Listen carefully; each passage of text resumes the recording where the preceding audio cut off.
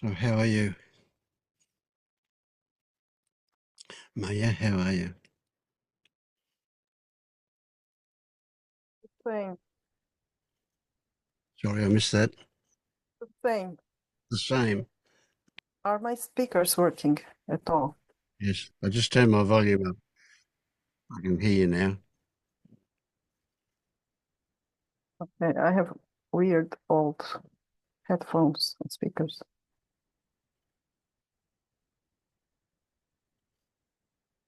Well, actually, nothing's happening, and I'm very busy. I'm busy, and it will be for the next 3 months. It will be so. Uh, Nothing happening. Me forgetting using my tools, even the tools when something happens. But on the other hand, there are not many triggers anymore, or the triggers are perceptibly less powerful than before. So much calmer facing all the things I have to do. It does work. On the other hand, I'm uh, dissatisfied somehow. Is this it? It's so underwhelming. Mm. There was I don't have any big any big wish to listen to the videos or something. But I found something from Pernille the other day when she has she speaks something about I'm not awakened yet. This is just a thought. I had to listen to this one. It was so compelling. Mm. But okay, Did it that's change it. anything for you? No, No. no. So I would love you to have a conversation with Dennis now about underwhelming. Mm, I imagine that he experiences something the same. If this is it, how underwhelming is it? yeah. It's I mean I don't understand. Uh we all came here honestly expecting something to change. We are here in order to change something in our lives, right? Hmm. And Yeah. nothing changed. But it Or has the or changed. not, yeah, Things are different. As you say, you don't get triggered much anymore. Right. But what a disappointing change. yeah. Is that it?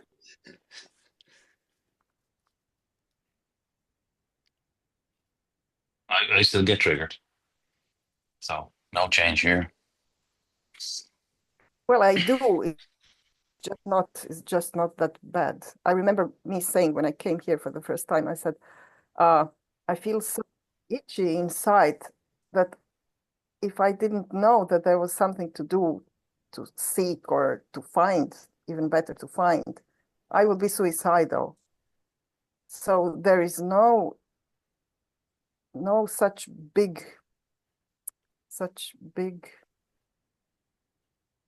how would I put it at all? No such big Happening? Relief. discomfort anymore. Right. The discomfort is much less. Mm. Not that there are no triggers. There are some triggers, Yeah, yes. of course. Yeah, for me too. Yeah. Yeah. And huh, why would anyone even say that there is a thing such as awakening if it was this that I got now, that I am experiencing now? It's not such a big difference. It's not. Why would anyone claim this is something? Exactly. You're right. Because there are people saying this is something. There are people Mm. who talk with Angelo, and it's a big fireworks. They're everywhere. They're everywhere. But there are people that believe everything that Trump says too. Yeah, yeah, actually, yes. So what have you heard me say over and over and over and over and over again?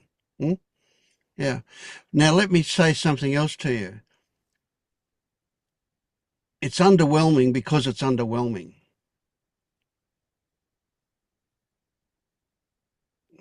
That didn't make much sense, did it? But if what I've said to Dennis before and what I say to you, it's like it's all stories. And when the stories change, the perspective changes, the perspective of how you see things change.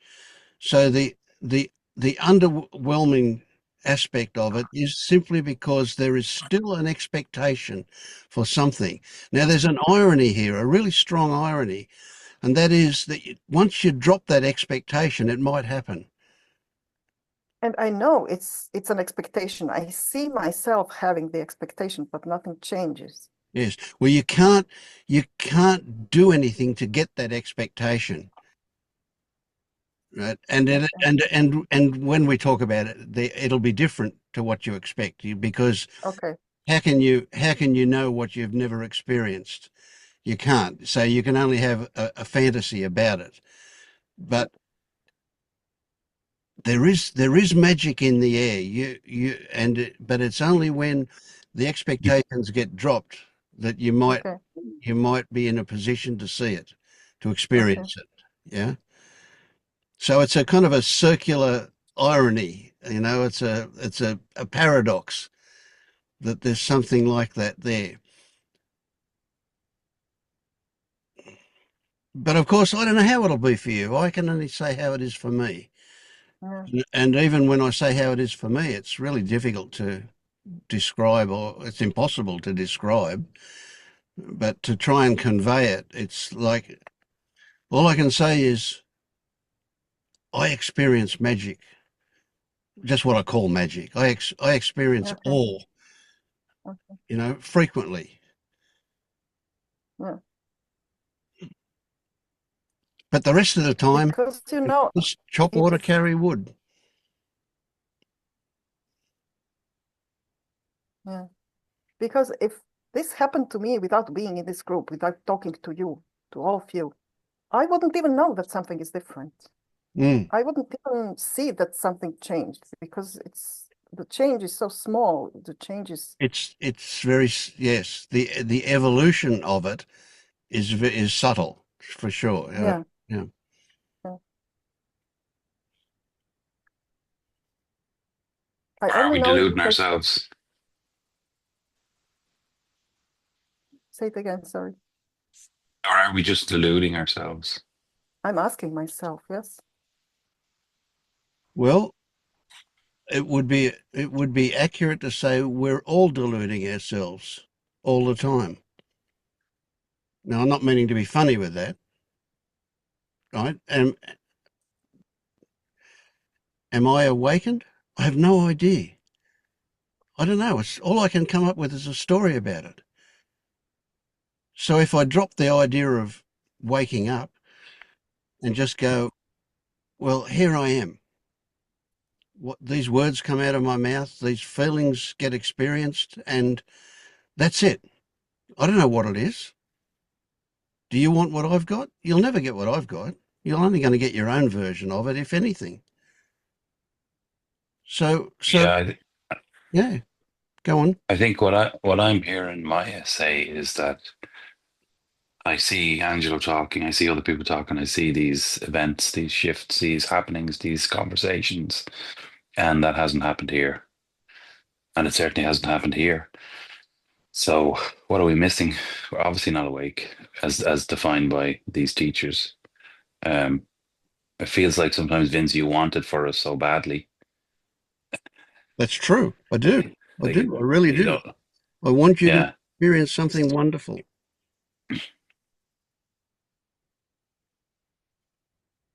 I mean, I have to say additionally, I do experience moments of easy flow, so to speak, sometimes.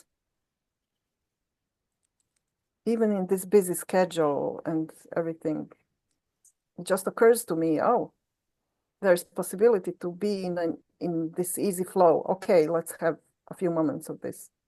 And okay, but it goes away then, and I forget about it then. Mm. And then go there, do that, teach, help my mom do something. Yeah. Go back to carry water and chop wood. Yeah, yeah. I think it's important to remember that every time we listen to somebody else describing anything, it's our subjective interpretation of what they're saying that we're experiencing. So when we're listening to Angelo or Vince or Pernilla or whoever, we take their words and then we run it through our conditioning and our imagination. And then that's what we have to go on, which is almost certainly not what they are trying to convey. So going to mind and trying to understand and trying to fit some experience into whatever you're imagining is going to be wrong. I have to drop thinking and making conclusions completely, because otherwise, I mean, there are people experiencing something that makes them start YouTube channels, write books. It must be a big thing. If you write the book, it's a big thing. You have to say a big thing. And I'm not sure that anything changed, but okay, something changed. But I know that something changed only because I come to this group and someone asks me, and then oh yes, it was different 3 months ago. Otherwise, I wouldn't notice it. Mm. I think also it's worth remembering that initial awakening, so to speak, and I hate saying it like that, but when you just kind of have had a shift in perspective doesn't mean that it's going to match up with somebody who has had and lived with that shifted perspective for years. It's going to,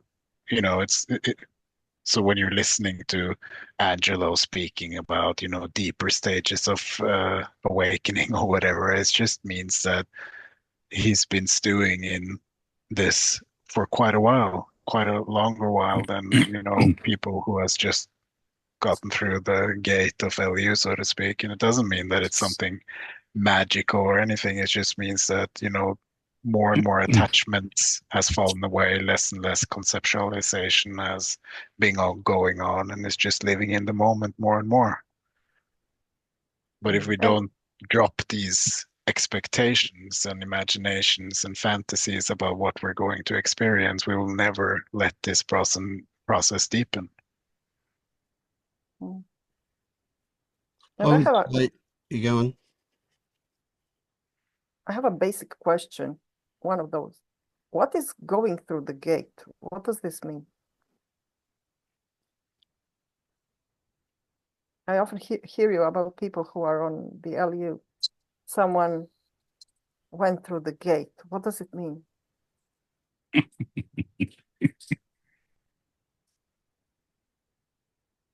It means that you've gone through a process of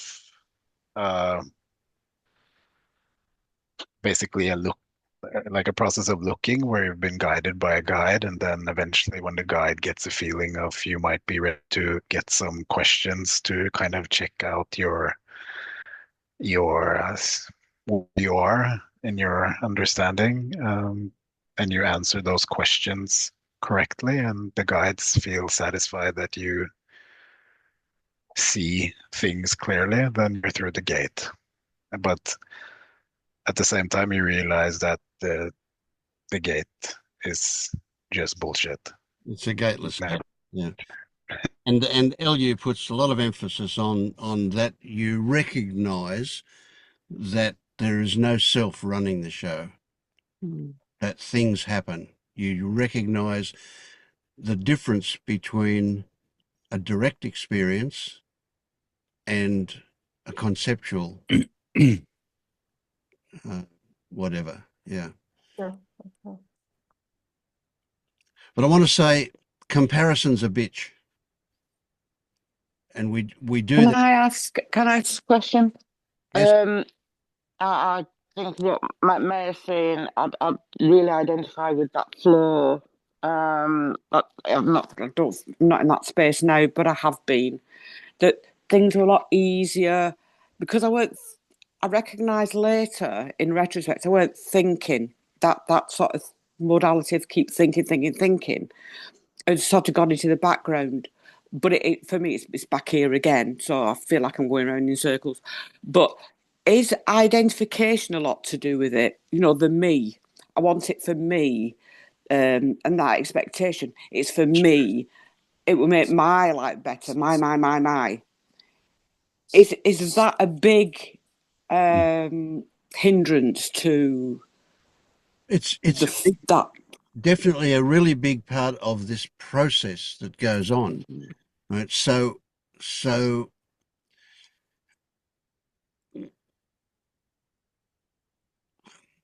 self-referential thoughts, right? Part of this original going through the gate is to break.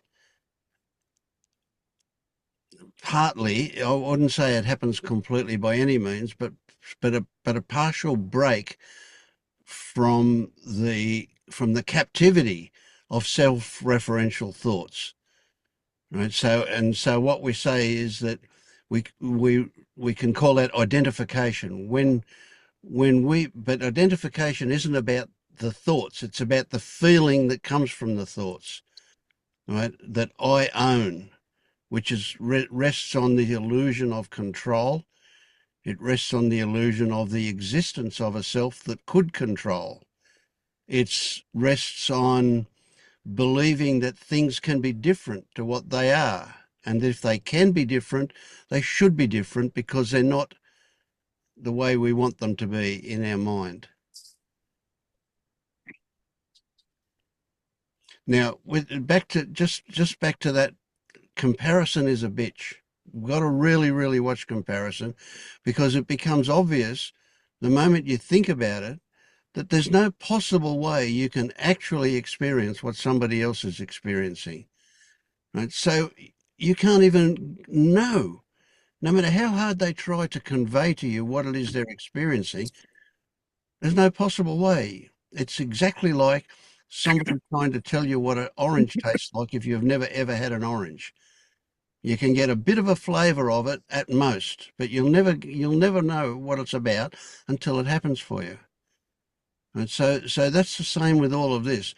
We listen to other people, we hear it, especially you watch all these YouTube videos, and it's always, not always, but mostly about people's initial shift.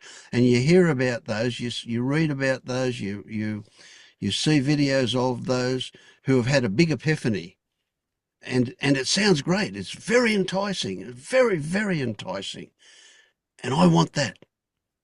Even after I had my initial shift, I caught myself being really envious of somebody who had a big epiphany. It's great. I want some of that. I want what she's having, whatever that is.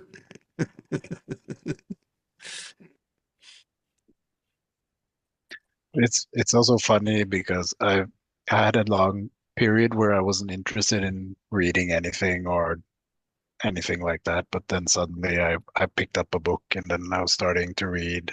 I think it was in connection with wanting to convey something to somebody else that I did.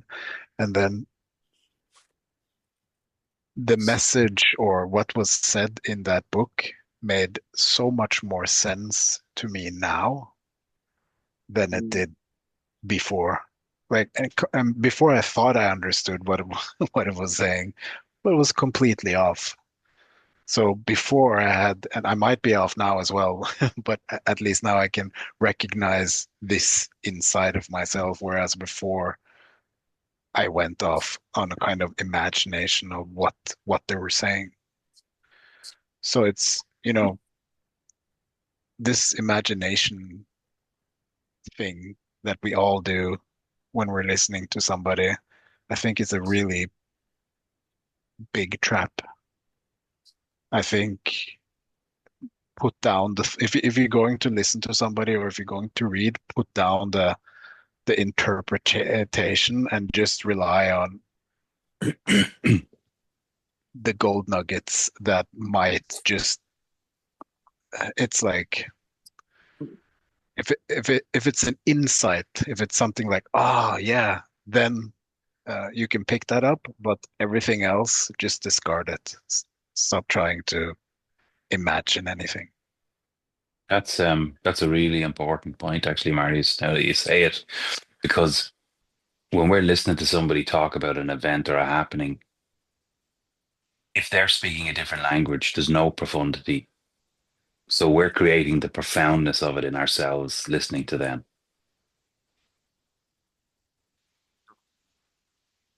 Yes.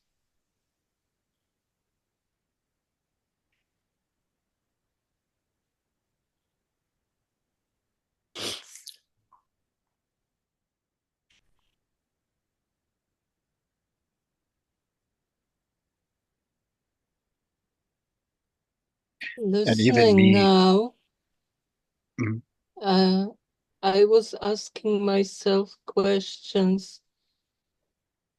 Do I see any magic happening here? And did I have any aha moment? I wonder if these are good questions.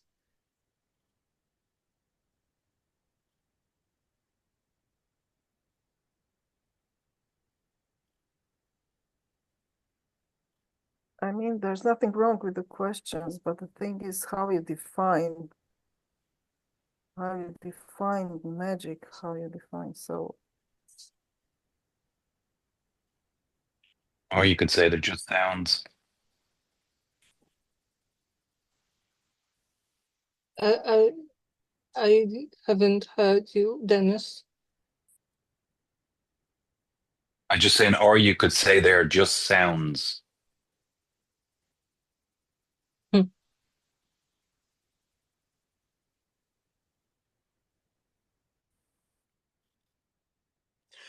When I use the word magic, which I recognise I do fairly often, I'm referring to an experience that might be described as a momentary sense of awe.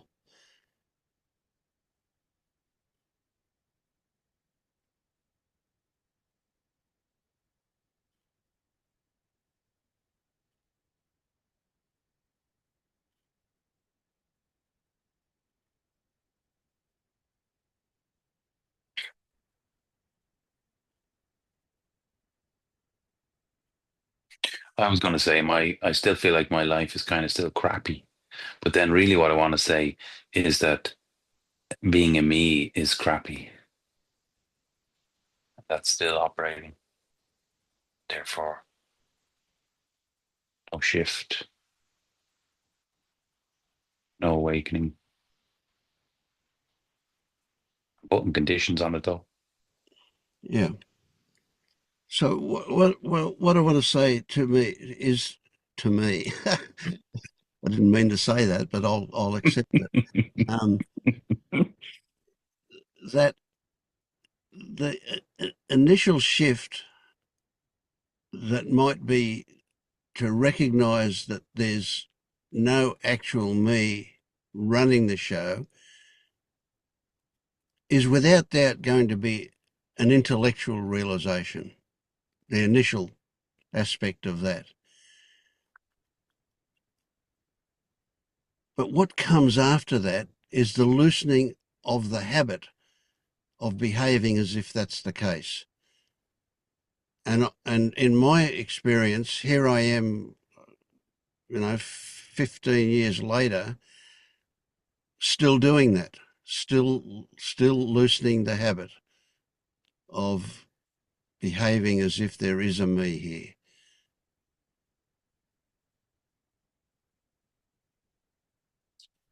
on what, I don't know, forget what day it was.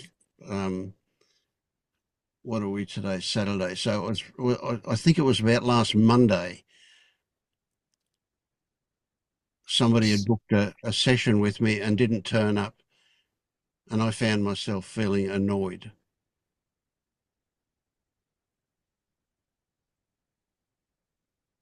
Pretty quickly, I recognized that something had been triggered in me.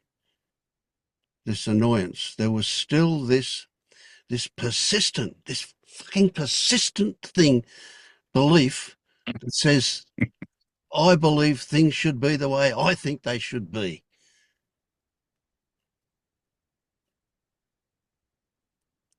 And I was thankful that I got shown that.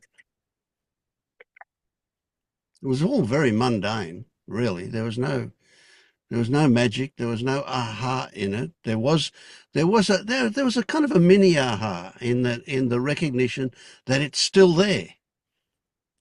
Now, I don't know. I couldn't say whether it's still there at the same level that it was before. It's just as strong. It's the first time I've felt that kind of annoyance as long as I can remember. But it was just there. It was a niggle, you know. And it's a humbling thing to go, gee, this journey keeps on going on and on and on and on and on and on. I wonder, is it possible to awaken if your basic needs are being met? Just when you were talking, Maslow's hierarchy came into play, and I wondered about wealth and money and it being a collective human thing, and you need to have a certain level of wealth before you can even consider this journey to awakening without the fear of, monetary wealth and living. And because I'm imagining you were annoyed because if you didn't get paid, that's the only reason you would be annoyed. Like, I wouldn't be annoyed if someone didn't turn up for an hour. I have a free hour. So the only thing that would piss me off is not being paid. And then you're into money and living your life and security and wealth. And so that's all come up when you said that, Vince. Mm. No, they actually booked a free session. It wasn't one they were going to pay for. But yeah, so I obviously had tickets on myself to think I'm important enough that they should respect me, or some ridiculous, crazy story like that. Yeah.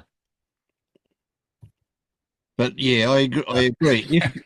If you were worried about paying the bills, that would change your perspective on this for sure. Yeah. So I have a question. You know how the Buddhists they talk about the first hour and the second hour, and how without the second hour there is no suffering. So like I recognize that there's an annoyance that the person didn't show up for me.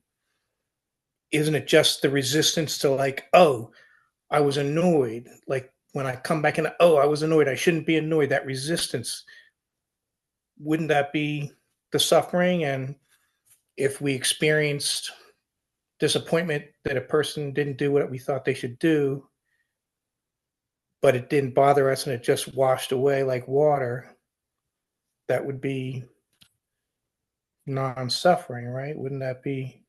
Yeah, okay, I get what you're saying. I don't know, for me,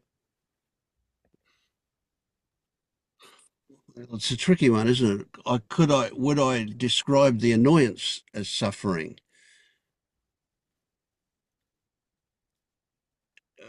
A few minutes after, and I don't even remember it accurately this, but presumably not long after it happened, there was no more annoyance, and there was thankfulness that I got shown something. I would more describe the suffering as getting lost in thought and going around and around and around saying it shouldn't have happened. So if I go with that description of suffering, then there was no suffering. So the first arrow was all that was there, if that's the case. But some might describe the annoyance as suffering. But there was no story that I shouldn't be annoyed. There was gratefulness that the annoyance was there to show me something. When I say it now, it sounds arrogant, but it's not. I don't think I felt that. I can I had the definitely relate to tendency. that. I was just going to say, Scott, I can relate to what you said because last week we were talking about me and going to work and not wanting to get up and just the thoughts the minute you wake up. And I think this week the thoughts were there. And that was your first arrow. And then I just watched and didn't sort of allow the resistance thoughts to come in, as in, I shouldn't feel this way, this is wrong. So it's like the next layer, which creates the suffering. So therefore, there was a little bit less suffering. It's like that critic. It's kind of like the critic is very functional doing that. Yeah, like if you're angry and your parents are going, don't be angry, or you're crying, don't cry. So it's like one thing's natural and the second is not natural. And it's when they combine, you're like, that's your two arrows where you suffer. Be, don't be. Yeah. So you said, Scott, and this was a critical point for me. You said, and I shouldn't be annoyed. Now that's the invitation into suffering, right?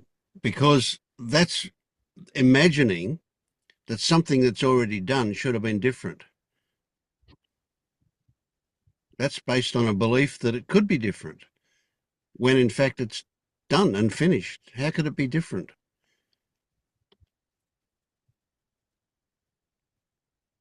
So for me, it's like a trap because the critic is strong, and I notice that I do that a lot, and sometimes I think it might be just invites you into doubt, invites me, I should say me, into this system into doubt. Yep. So here you are about to discover something, right? And if the critic is strong,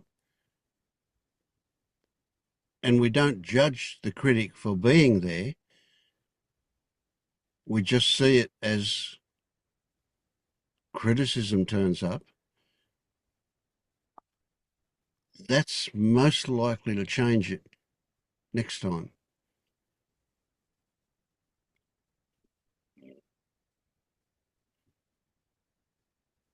Nothing can be wrong. It's not possible for anything to be wrong. You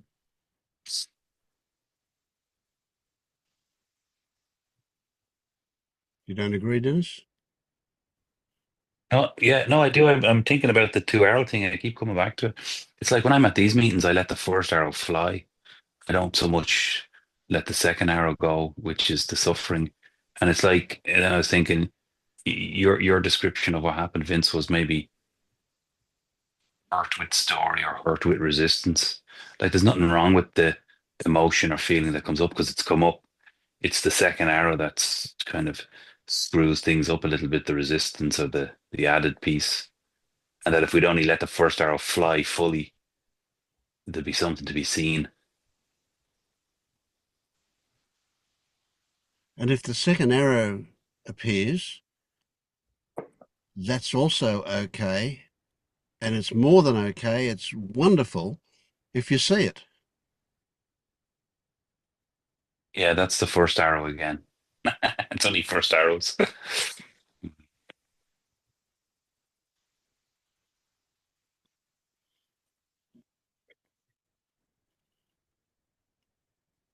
One of the things that I for some reason just keeps popping here is I feel like, you know how they say, just your sensations, and then it's like there's only three characteristics: pleasant, neutral, or unpleasant.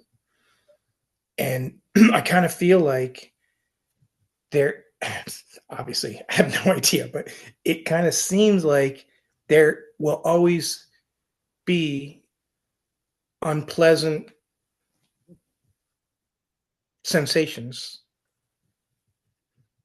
So if I constantly look for unpleasant sensations to eradicate them, that was what I did in life.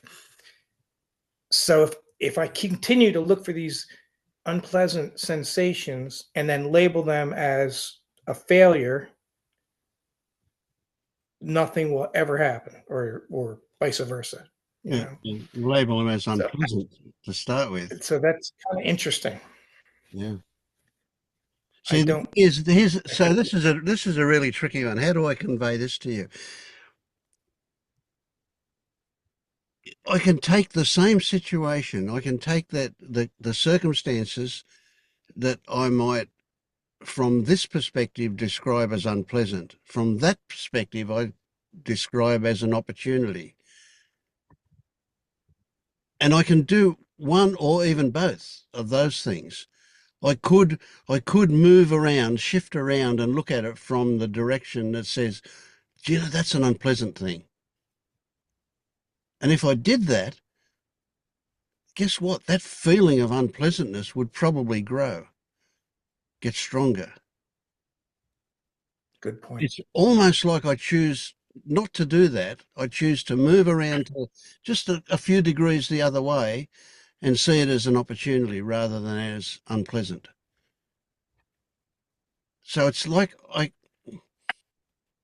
mean, this is crazy. I know there's no choice involved. I know I'm not actually doing that, but it's like I could.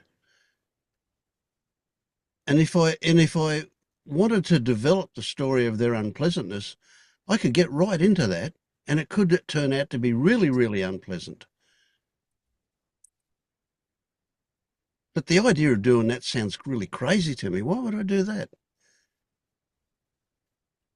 It's much more fruitful for me to shift those couple of degrees to in the other direction and go, it is what it is.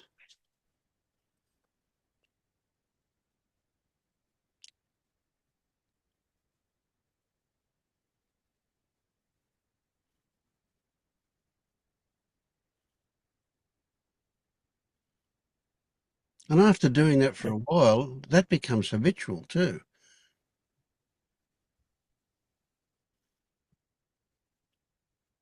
So instead of me getting off in the second arrow of saying all of the things about how it should be different and why the hell would they treat me the way they did and not turn up and not tell me they're not going to turn up.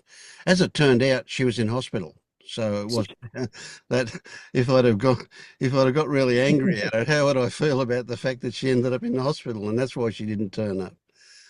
But you know, that habitual thing, you know, gets developed with time as well. And that is that I now spontaneously go to look for the opportunity in those experiences rather than let the second arrow fly and start getting off on, getting excited about, getting off on, getting high on all of the wrongs that were involved in it.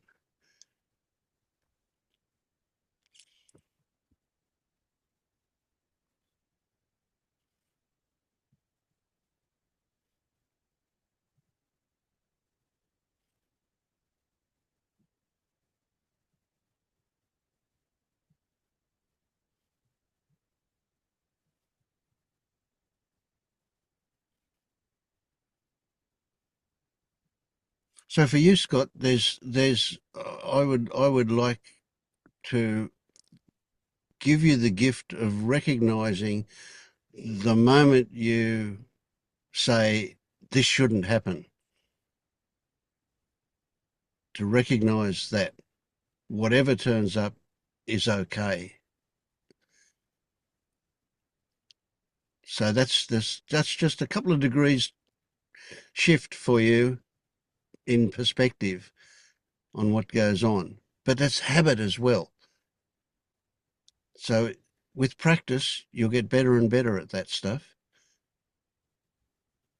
So what I want for you is every time you say, I shouldn't have, I want you a thought to scream out at you, Scott! What just happened?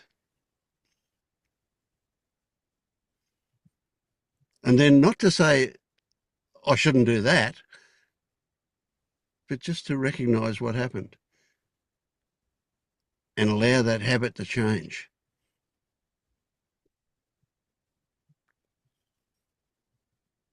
Honestly, I feel very successful in doing that, except for The times when we're not successful.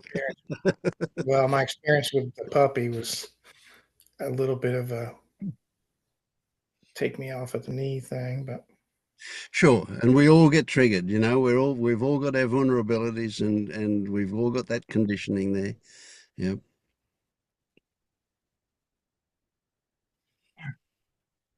yeah, sometimes I think there's like whatever trauma is, I think that everybody has certain amounts of trauma in certain areas, and it's kind of just like it Absolutely. seems like it's in your nervous system, and It when is. it comes up, it can override everything. Yep. It's almost like all bets are off. Like Yep. But I have a belief that that can change. I agree. I agree. I think I feel it already. Like I want after like a couple of days of recovering from the puppy issue, I came right back up to feeling like really light and even lighter than I did before.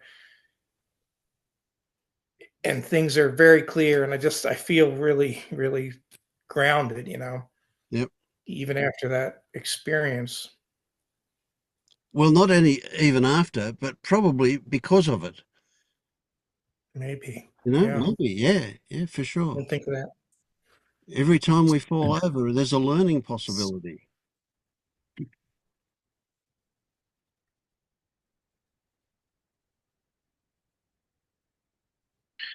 think that is a big thing to kind of contemplate on this process is everything that turns up that is painful is given to us to release something that is tying us down. So it's life providing something you need to look at. Every single detail of life is happening for you, whether it's good or bad.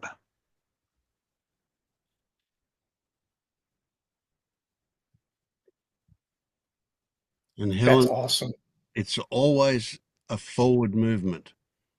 There's no possible way we can go back to the way it was. So it's never a circle, like you say. Going in circles isn't it's a spiral if you want to look at it in that way, yeah. It's always a forward movement. And every time we fall over, it's a different place to where we fell over before.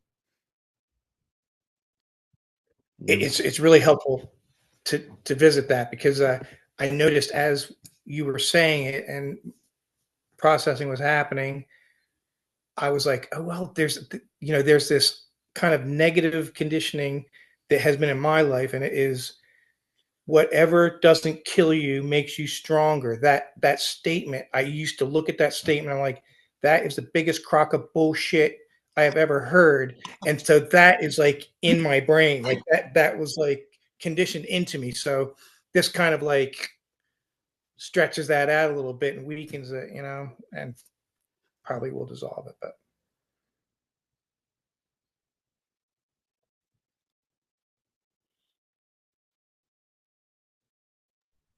My how I see life now is,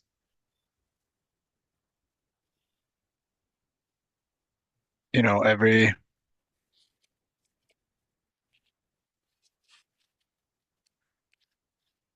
I really that I can't prove this, but this is just how I experience it and believe, I guess, that every single detail, like I just said, is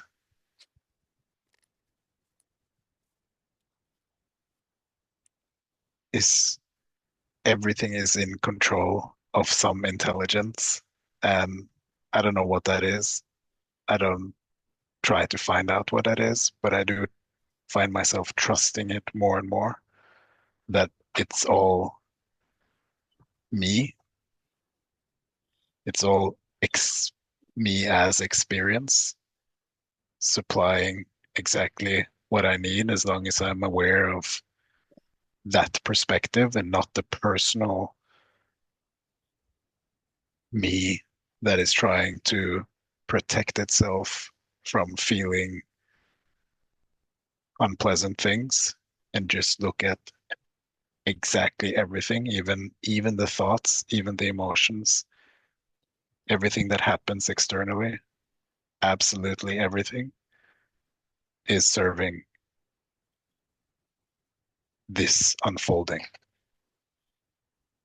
And if you can kind of stay in that perspective and just trust that and surrender to that, then there is no problem.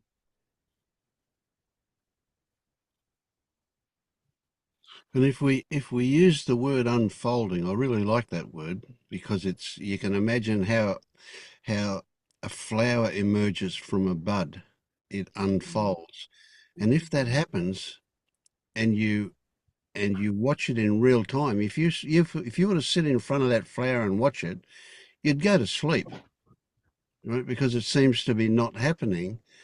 But if you shut your eyes and open your eyes an hour later, it's different.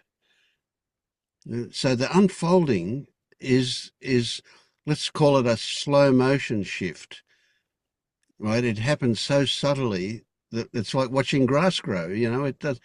You can't see the grass grow, but a week later, you've got to mow it again. Well, these shifts can be happening at the same pace that grass grows, and there's no way that the human faculty can see the change. Can see that it's changed, but you can't see it changing. So maybe that's what's happening for you when you go, oh, this is boring. I want excitement.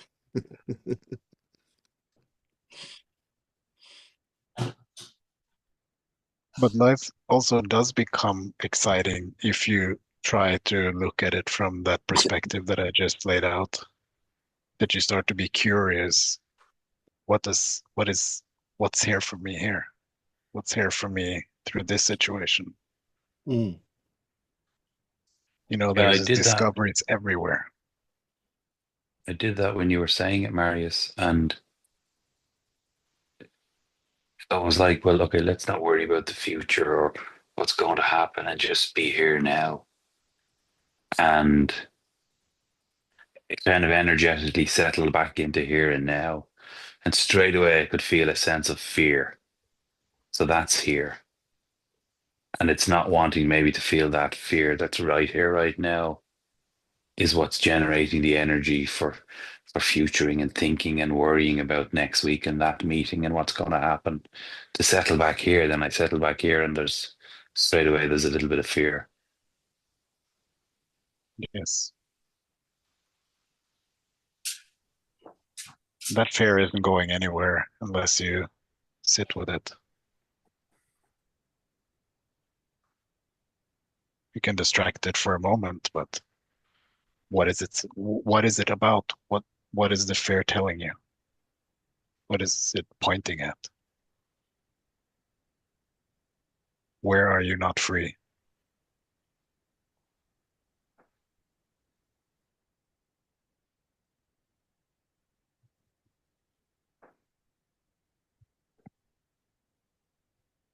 Yeah, it goes back to your word. The word that jumped out too that you said was trust.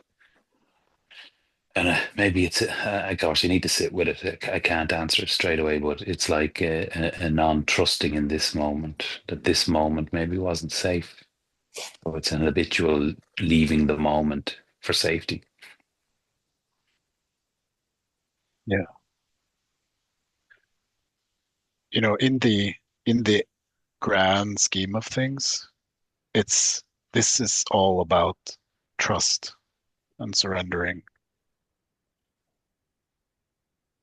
If you can do that, or if you can look at life and the circumstances through untying yourself from distrusting life, then that's a good approach, Yeah, I think. yeah. It feels like the whole thing the whole setup of ego or self is based on, first of all, I don't trust. And therefore, it's a sort of a concoction of strategizing and planning every moment and every day and every scenario built on a foundation of I don't trust, and I'm definitely not going to surrender. I would love you to really appreciate the profundity of what you just said. Yeah. That was huge. That's huge. The whole self is a protection. All identification is a protection. And guess what it's protecting from? A story.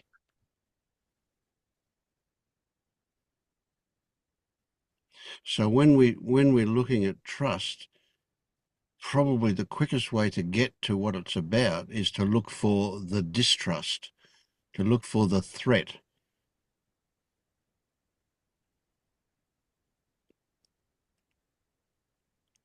And use your imagination, allow a story to develop, and whatever story comes up, because it's that story that comes up, it's likely to have more credibility than any of the stories that didn't come up.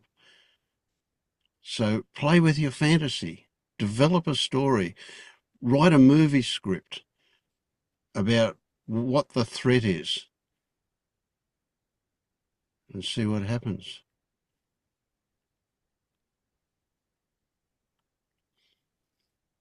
Make them cartoon characters to be less threatening to start with.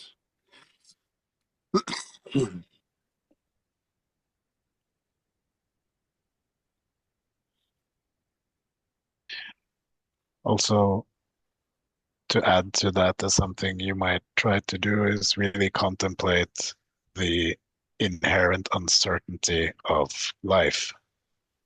All the security that you feel that you have is just an illusion. You know, a plane can drop on your house next minute and then everything is gone. You don't know that. You don't know anything outside of this moment. So all the security that you're trying to build by putting up all these walls, avoiding the fear, is just empty illusion. It's just a construct. Yeah. Yeah. You're already describing the scaffolding that's built around not being in this moment. And it's like a falling back or a energetic sort of, and just into the heart. And okay, can I be in this moment?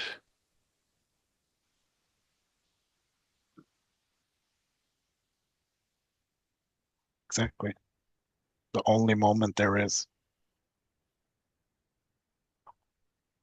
And you do by default, it's an unknown, it's a vulnerable, there's a fear, but I suppose that's now what's here for you to look at, because when you're ready to look, what you need to look at is just right here waiting. And the talking and the construct and the self and next week and all the other stuff is just the energy being consumed of not looking. Beautiful.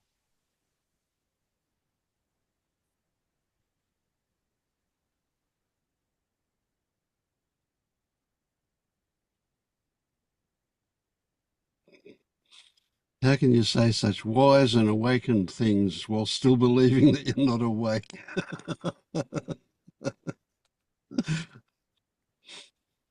Yeah, and then see, then when you're here, it's just what's here. It's just talking about what is. It's very easy.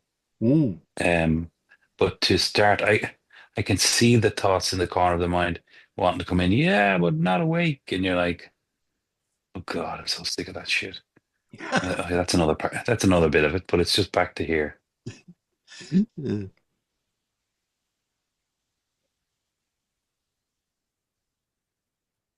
it's like a heartache. Mm.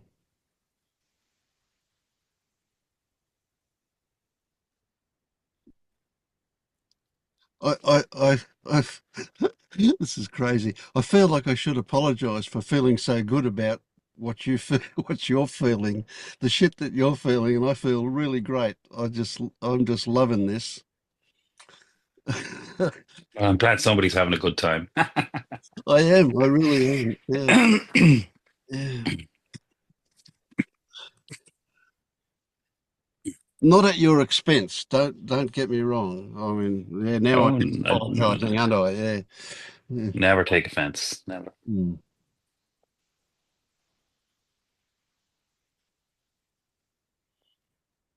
It's an exciting journey, and even though you're kind of, yeah, I that's what I'm responding to. I think that excitement.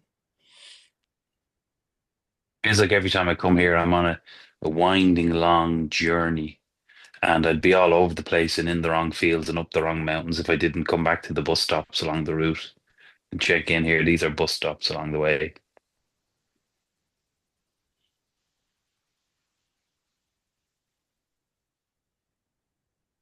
Or is it the other way around?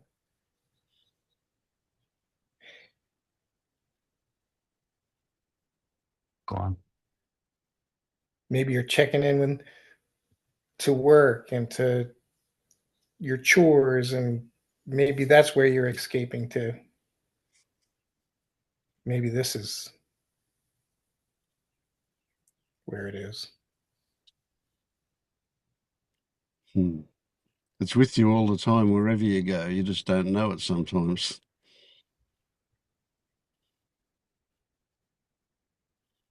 I sometimes wonder if, and this is for anyone who feels lost, if you really have, sat with, and I'm not speaking of like a few hours or a few moments here and there, but really like drill down on the emptiness of concepts and thoughts and stories.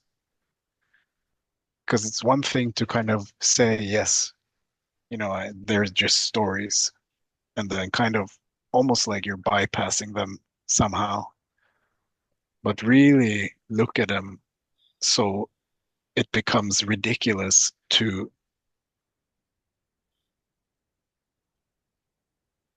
believe them anymore.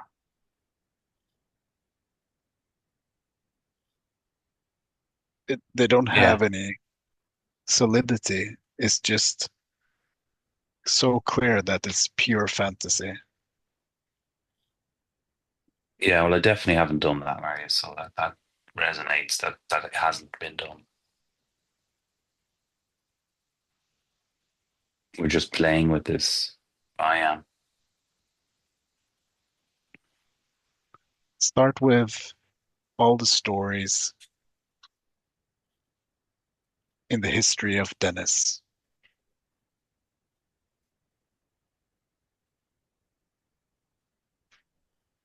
All the stories of all the roles that you've had or have, of the beliefs of how you should and shouldn't be,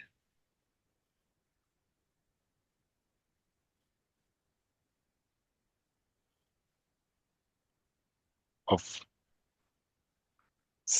illusory safety.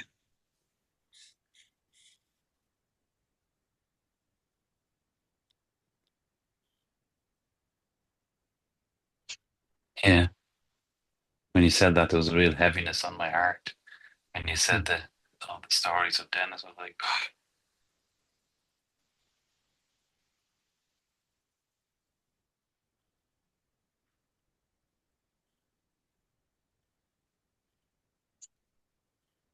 Where does all of that exist right now?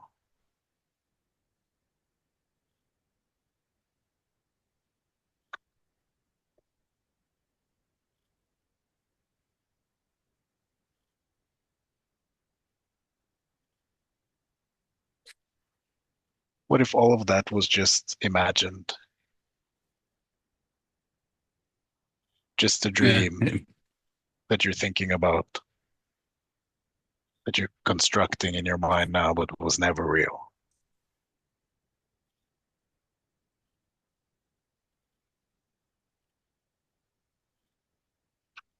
Now, now my belly's tingling.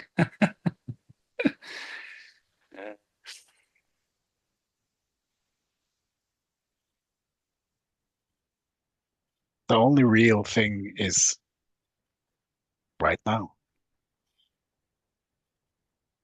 And to say that is real is kind of, I don't even know that is true, but it's all we have to go on.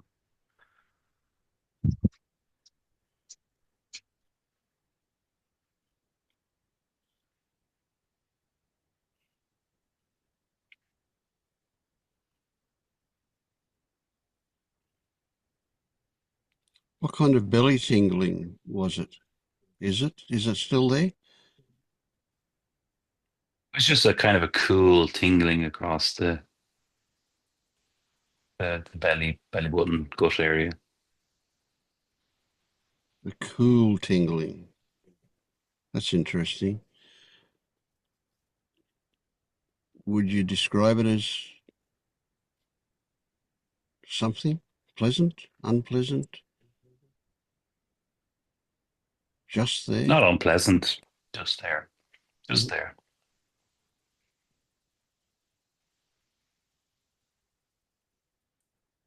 Something Marius said triggered it, and I don't remember what he said.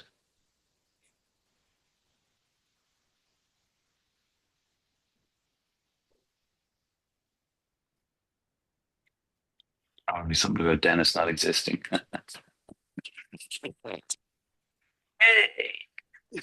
Do you get that? One of the things that I thought of when he was talking, do you get that all of your history, all of the history of Dennis, everything that's ever happened to him exists only as a story in your head? And maybe there's some photographs around, or maybe there's a journal or something written about it. But essentially, it has no existence now other than what you give it. Yeah, feels like a potential. Mm. Even the photos and the journal exists only now. It's no proof that that was from the past.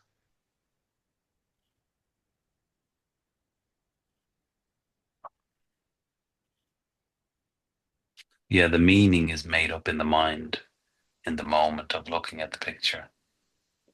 It's all made up. Yes. So all of Dennis, in fact, is a hollow story. Good story, though. Yeah, I'd sure. write a book Yeah, yeah. on Dennis.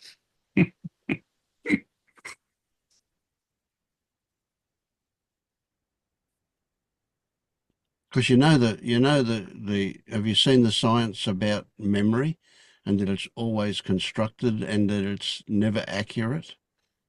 Yeah, memories are not to be trusted. Everything, yeah. So what is Dennis other than a hollow story?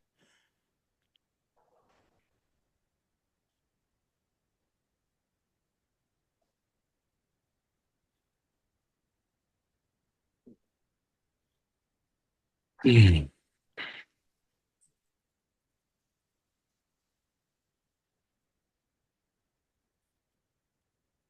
What makes it seem tangible is a response to those hollow stories. Remember that movie years ago? I think it was Arnold Schwarzenegger in a movie where they got this bloke. Oh, maybe it wasn't Arnold. I don't remember who it was actually. But they got this bloke, and I remember him being in a chair, and they implanted a memory into him, and so he thought he was somebody else who he wasn't. But he thought He he. was Arnold. Total Recall. That's the one. Yes, yes, yes. Remember that one? Remember that how Yeah, yeah, he yeah. went around believing he was the person that they injected into him, that the memories that they gave him. Yeah. Also, when we experience some kind of trigger that we are familiar with, or we think we are familiar with at least, notice how we often interpret the triggers with a story from the past?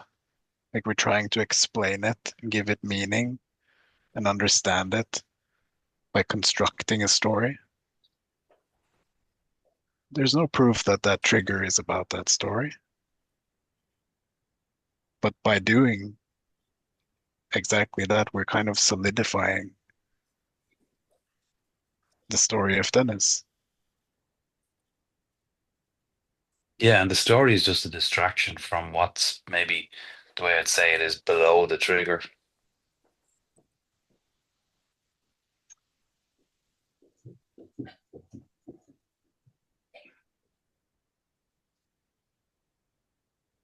This is why I'm not a big fan of stories in general, because the stories we construct are in the context of the self that we're trying to see through.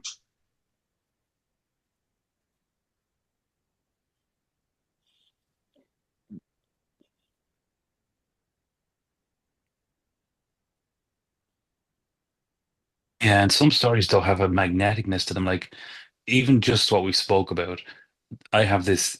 Here we go now, right? I have this issue that next week in work I have to do a presentation in front of loads of people, and I signed up for it 2 weeks ago, and I'm like, what the fuck did I do that for? I don't want to do this. Now I have to think about it and worry about it. And so this dynamic of not wanting the future to be the way it's potentially going to be is encroaching in on this moment and every moment up to that point. Now we can talk about it very normally. Oh no, you're just stressed about a presentation you're doing. Yeah. But these are the very singular things that are the problems in my life. Finding myself in a situation that I don't want to be in and knowing I've put myself there. Right. So now we have a problem. No, we have an opportunity. Absolutely have an opportunity here. I had exactly this situation really close to about 3 months after I woke up, when I was asked to do the eulogy for my sister-in-law when she died. And I went, no, I can't do that. I can't do that. And then it came to me that, if Vince is just a bunch of stories that I respond to, you know what? I'm just going to write a new chapter that says Vince can do this. And I wrote this chapter in my head, and it was just, I didn't even put it into words really. I just inserted a chapter in the story of Vince that said, yeah, he can do this. And you know what? When the time came, I got up there, I had no notes. I just got up there and opened my mouth, and out it came, and it was wonderful. It was fine. I cried and I carried on, and it was all good. It was really, really good. So here's a possible opportunity for you. Insert a chapter that says Dennis can do this without any problem whatsoever, and just go with it. Yeah. Yeah. No, no. And I hear you. And you're right. And I will probably do it. And, if I don't get hit by a plane tonight, and I look back and go, oh, I'm glad I did that. That's all grand. It's the problem is right now. Yes. Well, so the brilliance of that new chapter, or the idea of the concept of that new chapter, is that you don't have to worry about it now, because you will trust that it will be okay. But right now, it's more of a naughty no. That's kind of, you might say, twisting my guts. So I'm walking around and now, and yeah, all right, no, why? The future, the future. Right. So how do we unwind the naughty no now? Can you try on that perspective that I mentioned earlier, that, the fact that you said yes to this presentation a while ago was supposed to happen, and there is a potential discovery and a letting go in that very experience of holding that presentation. Like what's Yeah, there for you? yeah, yeah. It comes up straight away now that you said that. The fact is, I'm a mess, and everyone will see that I'm a mess. I love it. And then what happens when, you succeed and that belief gets crushed and it proves to you that that was just bullshit, and then you suddenly feel better about yourself, and then that Yeah, belief is gone. but it's not gone. It doesn't get crushed. It gets, because I've done it, and it gets a moment of reprieve. Oh, you did all right. Yeah, it wasn't too bad. Yeah, yeah, I winged that one. I got over it. Yeah, I was lucky. There's no crushing of that belief just because you present something. Mm. Been there so many times. I have a theory. Yeah, go Oh, on. sorry. Yeah, no, go. Um, because earlier too, we were talking about like getting to the underlying sensation around that. So like I found, like last night, for example, I heard you speak about this before, Marius, about noticing the stories that come with the sensation. And last night I woke up in the middle of the night. There was not a thought necessarily that generated this, but I was almost in like a panic, like a fear came up that was really intense. And normally that would have been, the thoughts would have come of, oh, this is coming because we're getting ready for a trip. Remember, you get anxious about flying. You are thinking about moving. What are you doing thinking about moving? That's a change. And like I kind of stopped myself and thought, what if I just feel this feeling that's arising and don't make it about anything? And I did. And it was amazingly, like, even in the discomfort, not resisting it and not making a story about it. I mean, it happened and then it passed through and then I fell back to sleep. So I continue to keep discovering, as Vince likes to say too, that even if it's a story then that triggers something, I'll go to my body, notice a sensation, and just be with the sensation. And like it almost seems like it can be as simple as that, of not resisting whatever that sensation is, not delving into the story, not needing to figure out what triggered it, like just letting the stories go around it all. Yeah. That's an amazing one because you can't be in your head and in your body like that at the same time. So if you get into your body, it just breaks all of the binding of those stories. Yeah, that's brilliant. I love it. Thank you. Mm. Well, I found all those same things too, like when we were talking about earlier, that sense of comparing awakeness things. And I was also looking at like, I've been doing so much of this, like kind of emotional looking at things for years. And a lot of these people that talk about things, like they woke up in like their 20s. Well, that's going to obviously be a lot less time that they were doing some of that stuff. So I didn't have a honeymoon period, or I don't feel like a major shift of anything different, but because all these things have happened over years, very gradual, looking at things, going deeper into things. So it just tends to be layers, just feels like layers of things that drop off more subtly. I don't know, everything you're all talking about today is really resonant.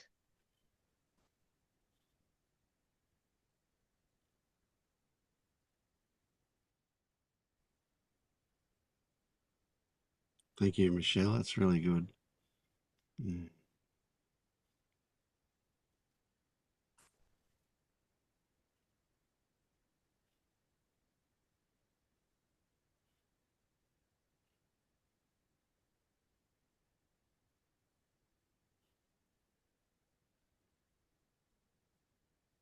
For me, what Dennis said is it's true. That's how I see it. If I succeed, I was lucky. If I don't succeed, I was unlucky. There is just so many circumstances. That's true. That's true. I believe that. It's not my doing, succeed or not succeed. I know it so well, but it got easier because I think I made at least one step more towards accepting, as Marius said. And yes, when you feel this anxiety days before, I signed up for a conference, for example, and then as conference comes closer, then the panic is stronger and stronger. But then nowadays I would stay with the feeling, what's this panic? And it doesn't make any sense. It's really not connected with what I'm going to do, what I'm going to say at the conference. Okay, so it's just a sensation at some moment. And then actually there was maybe one conference where I would say I was unsuccessful because I blanked out and I didn't know what I'm doing there in front of all those people. It happened just once. But then, okay, I somehow recollect myself and it was okay. But every other time at any conference, it was okay. I went up there, I told something. Sometimes maybe it was very good, sometimes maybe it was, I don't know how. But I also know I have no idea how it was for other people. Because when you talk with them afterwards, usually people say to me something that I wouldn't expect, that I was very good or I don't know something. And I thought, oh, I'm so embarrassed now. So I stopped caring. I don't care. It will be okay. I'll say something. I won't black out anymore. It was my first conference. It will be okay. I mean, I prepare myself. I know what I'm talking about, more or less. So it really, it has no point. This anxiety has no point. It's just a sensation. It has no point.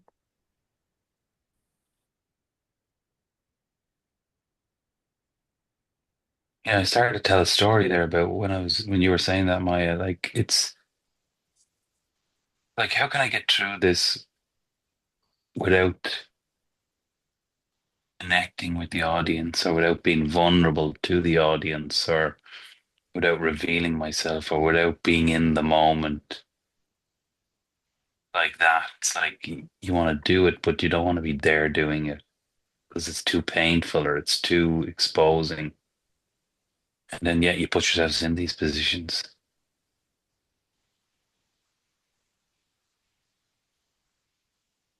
I know that might be a story right now to just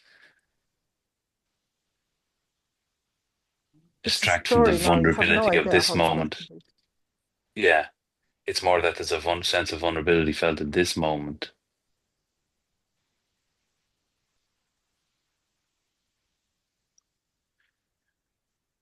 How if you would start the presentation with saying, I'm really nervous and I'm really afraid of fucking this up?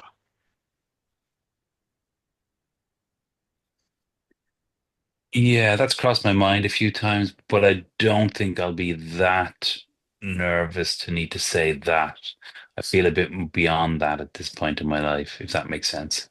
In my 20s, I might have used that one. Um, Another good Like one. I'd rather just sit there. I'd rather just go, oh, can you just sense the silence? But I'd get thrown out. Another a good one that I heard once was that you stand up there and you say, in order to not feel nervous, I'm going to imagine all of you people sitting there naked in front of me. Yeah, and you see, it's not that. You see, it's to be very clear about what it is, because I've thought about this. It's much less stressful and worrying when you do the presentation online. And I didn't just sign up for one; I signed up for 8, but 2 of them will be online. And there's a sense that when it's online, there's a sort of a comfort in that, and I can do the presentation, refer to my notes, and present more confidently because I'm online. It's the in-person energetic vulnerability, standing naked in front of 30, 40 people, that is the stressor. So you're the That's the naked, issue. not them. You might as well Every feel, you week, feel like you're naked. every week for me, every week for me, 3 times. Yeah. It's Well, like a performance, and you're like, I don't want to perform. I don't want to perform, but here I am performing again. okay, But well, what? Try that. Try this. Be a character that is performing. Right? Be the character. We can call the character Dennis if you like, but it's not the real Dennis. Let's be the character Dennis that's quite able to be spontaneous and authentic in his performance, right? That he has no concerns about what's going to come out of his mouth. Let's just he's so confident. Just act like this confident character that will say what needs to be said in exactly the way that it needs to be said. And if he fucks up, who cares? Because every one of them would do exactly the same thing if they got up there. Yeah. And sure, don't you know, half them aren't listening anyway. They're all lost in the stories of their life. I wonder what's going to happen. Yeah, what's he saying? Oh, yeah. Oh, yeah. That was lovely. Thanks. Yeah, grand. It's all just a load of shite. Exactly. Yeah, perfect. Yeah. this helps, and there's maybe another thing could help you. Uh, if you can plant another story, then just think about this will be over, and after that, I don't know, I'm gonna relax in this and that way that you like. This is going to be over. There is a moment in time when now will be Yeah. different. Well, Finished. now will be after this. A little mental reward for later. Yeah. You can be sure that time will distort while it's happening. So there'll be moments in the middle of it where it seems like you're there forever, and towards the end it'll feel like it's only been 3 seconds.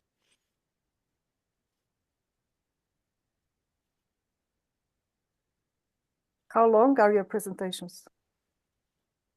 This one is only literally 10 minutes, 10, 15 minutes.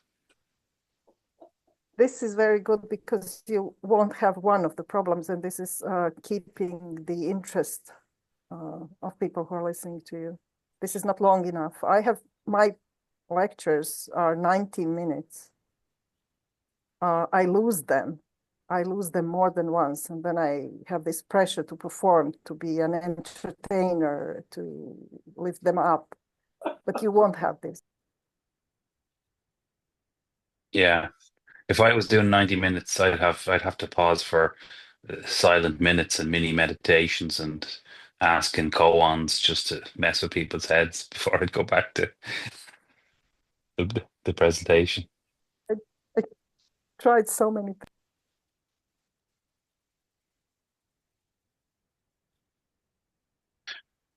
I I also just want to invite you to actually try on facing the fear head on, like consciously, Yeah. not trying to Yeah. do any of these things that we've spoken about, and just go straight into the fear. And my way of doing that is at the start of the presentation, standing up and just looking at everybody and pausing and having even 10 seconds of silence other than a good morning or whatever, and just trying to connect before I begin instead of Love rattling that. through and trying to get it done. So the facing the fear to me would be to slow it all down. And the Yes. vulnerability of slowing it all down, it's like, oh Jesus Christ, no. I can already feel it. It's like, oh, don't look at me. Yeah. Beautiful. You try You know staying what to with do. we could Say try that again. staying. I'm sorry, never mind. Hang with it, Scott. I said we could try staying with the sensation also. If you can Oh just yeah. stay with the sensation and just forget stories. Right up to the time you open your mouth. Good.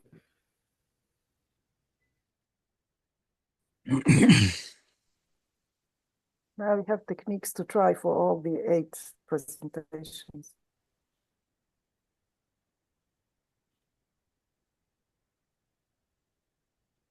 I didn't hear that. It broke up.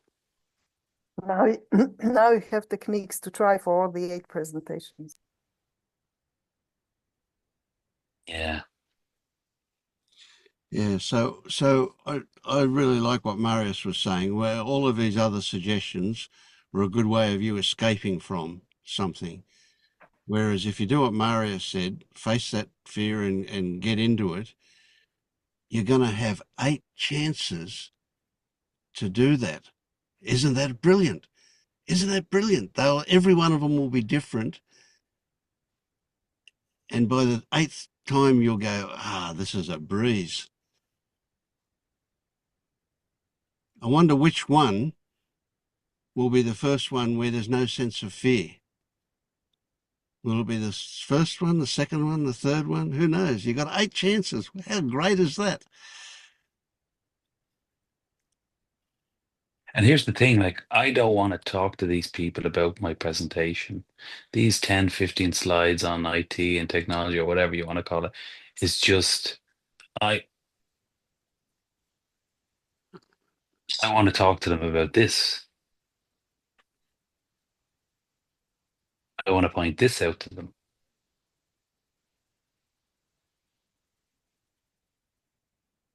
Because how do you do that in a presentation?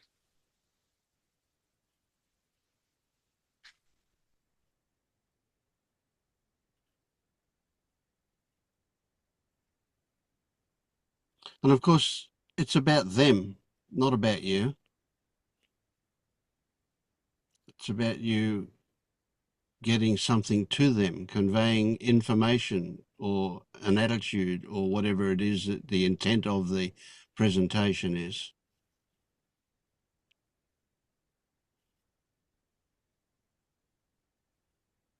Before the presentation starts, give them a task, which is to notice every time the mind goes to a story during the presentation and they're not present. I So like it, Marius. I like it. Yes, I like it. Spirituality by the back door. Yes, yes. Can I share something? Yes, of Hi, course. Dennis. Hey, Yeah, I've been Louise. I'm in an AA, and just recently it's just like buses, they come all at once, but I've just been asked to share quite a lot, and they ask you to share your experience about strength and hope around getting sober. And it's never been my favorite thing to do. However, just recently I have been using them as an opportunity. Like if somebody asks me now, I get quite excited because instead of me going in there fearful, it's like a bit of a game actually. I'm really watching what's going on inside, like what stories am I coming up with? And each time it just gets easier and easier because I realize that the same's going on for them, which is what you just spoke about. But what I noticed is at the beginning of the meeting, there's like this defensiveness. Like I think people are thinking certain things, and it's all about, the self-consciousness. But by the end of the meeting, people are hugging each other, and they're sharing what resonates with them and stuff like that. So I know it's a little bit different to the IT side. I used to be in IT as well. But what I think shifts is when I can see my own defenses go up and I soften. I think, I'm guessing here, but I think that that's what people internally might see as different. Like, I don't think it's spoken. Like, you could still speak about IT and whatever, but I think when I soften, like if somebody comes up with something with their defenses and I don't kind of react, and I don't have to believe my defenses, I think that's quite powerful.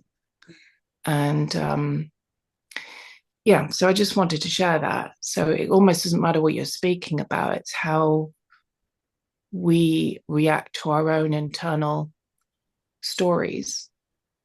And the other thing, does that make sense?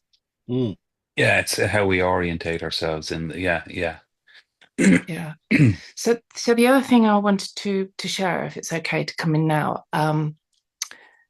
like this week, just recently, I had like the story is it was all about this is boring, and then it's like then that story went, and then something else, and then last week there was it must have been about 30 seconds of like sheer terror. Like, if I don't think any of these things that I'm thinking of now, what is left?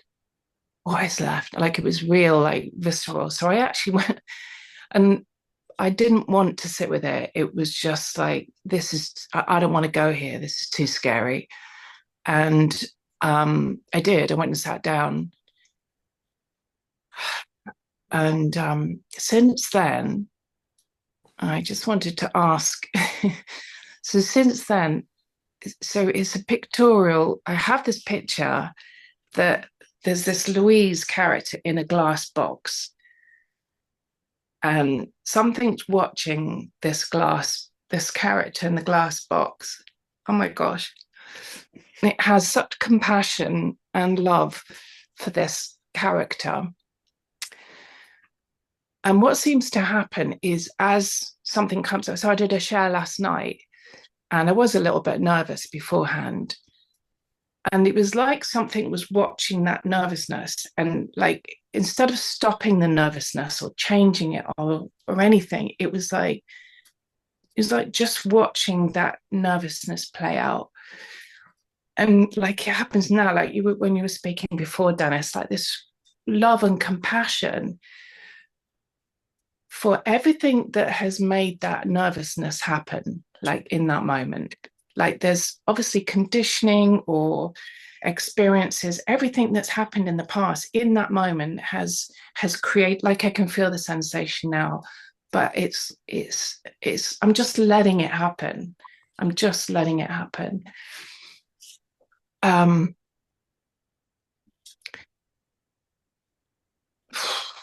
And it just keeps happening. It just keeps happening over and over again. Like, and as Dennis was speaking, I was watching this Dennis character in a glass box, and he believes everything that he's and I just felt such compassion, because it doesn't matter. It doesn't matter if you you went into that presentation for 10 minutes and didn't say anything. Like, it'll happen, whatever happens, and people will just go, well, that was a bit weird. But that doesn't matter either. Do you know what I mean? Like, there's such freedom to do whatever you want to do, because it doesn't matter. It doesn't matter. And I don't mean like you can, shoot somebody or something like that, but like even now I'm feeling like nervous just saying this stuff, but like, what the fuck? Who cares? And And it's just the recognition that whatever I'm thinking or feeling is just a result of everything that's ever happened to me, everything I've read, listened to, heard. Yeah. Yep. So I don't know what any of that means, Vince or Marius. It's very different. And this has been the last 2 days since that, like 30 seconds of like, if I don't think like literally anything, what's going to happen? Yeah. Yeah. I get what you're saying. And the thing that really rung a bell for me is that beautiful appreciation for everything, including the shit that's ever happened, bringing us to this point. How wonderful is all of that? That is just so good. And the other thing that really struck me was the power of vulnerability. Yeah. Yeah, that's so lovely. So Yeah. So yeah, I can feel my jaw tightening up now, going, "Oh, you shouldn't have said all that stuff."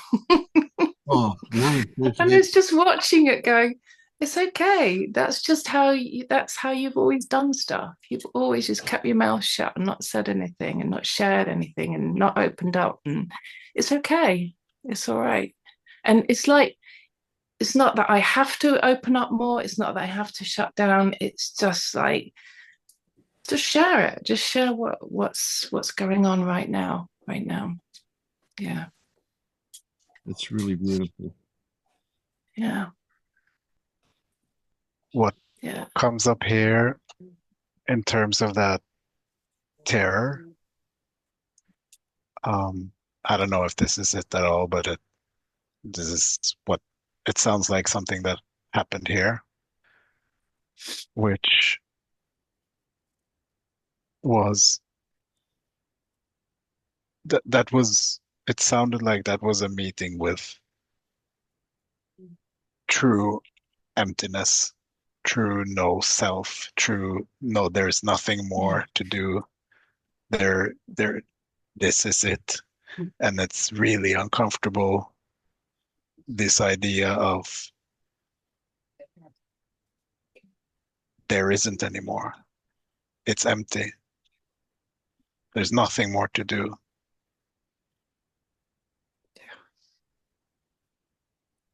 Yeah. And you'll be able to meet that if you haven't already gone through it, so to speak, when the time is right for that, and just let go. Yeah. I feel there's more to come. I do feel that. Yeah. Yeah. I've had moments, I've had various moments like that, but that 30 seconds was literally like, am I going to jump off a cliff? And there's no, Yeah. but like, and I've heard this before and I know it's okay, but it was so,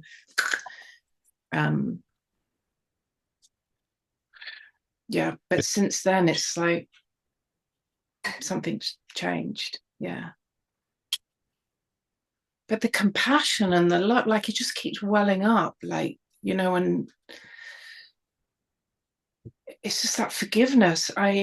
It's like, oh gosh, no wonder you did all those things, no wonder you thought all those things, no wonder everybody else does all those things. And it's like, it's all part, yeah, it's all the result of other stuff that we don't actually have control over. Yeah, and I don't know if this is true, but my interpretation of that experience of really facing the core of fear is when there is nothing left to fear, when you've seen through fear. Yeah. What's left? It is love and it is compassion. That fear is the only thing that's standing in the way of exactly that. Yeah. like something's clinging on still. Yeah, as you say that. What's wrong with you?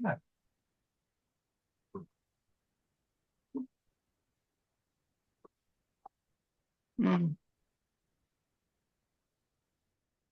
What does it mean to see through fear?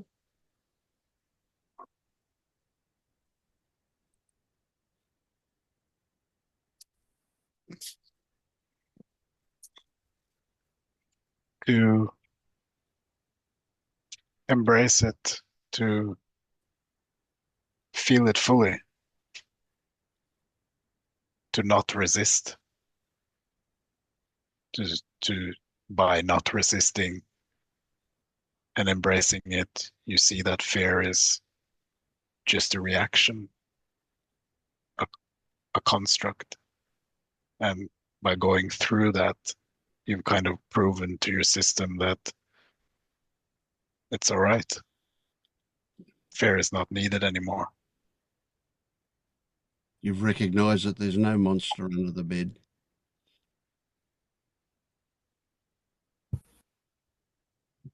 Can I ask a question?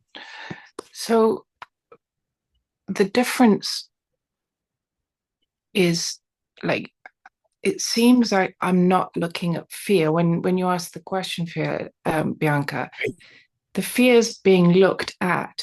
It's not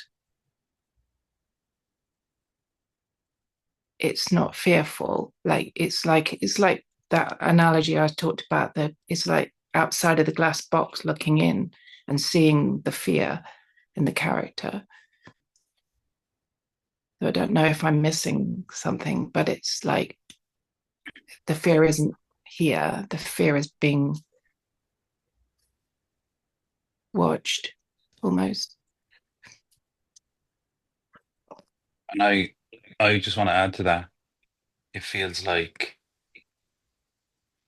fear itself is the very thing we do, the separation, the apart from, the I'm looking at. It's the separation that we're like an elastic band stretched. But when you say, what is it to feel fear? It's like to swim in it, to become it. It's just tingling in the body, sensation, vibration, heat, energy, whatever. But it's that distancing ourselves from it all the time that creates what we call fear. But when we melt into it, it's no longer fear, it's us. It's the very moment, life, vulnerability, it's living. So what we call fear is our resistance to living. It's separation from life. Yeah. And it's also a concept, isn't it? Because fear is nothing but a sensation with thought added on top. So it really doesn't exist in my book. Like, that's how I look at it. There's a sensation, and the rest of it is all stories. There's a compassion for the sensation arising because it's based on the mechanism of past experiences, sensations, thinking. So it's almost like, well, of course it will be there. It's like when we go to a funeral, we feel sad, and like that's normal, isn't it? We don't want to feel sad and in pain, but we do. But that's normal. It's like the resistance to the pain is what causes the resistance to the fear. But it just seems more That's why we compassion. Yeah. that's why we use those tools, like imagine it's your younger child or your younger self. It's a little trick to get you to feel. So the separation is lessened.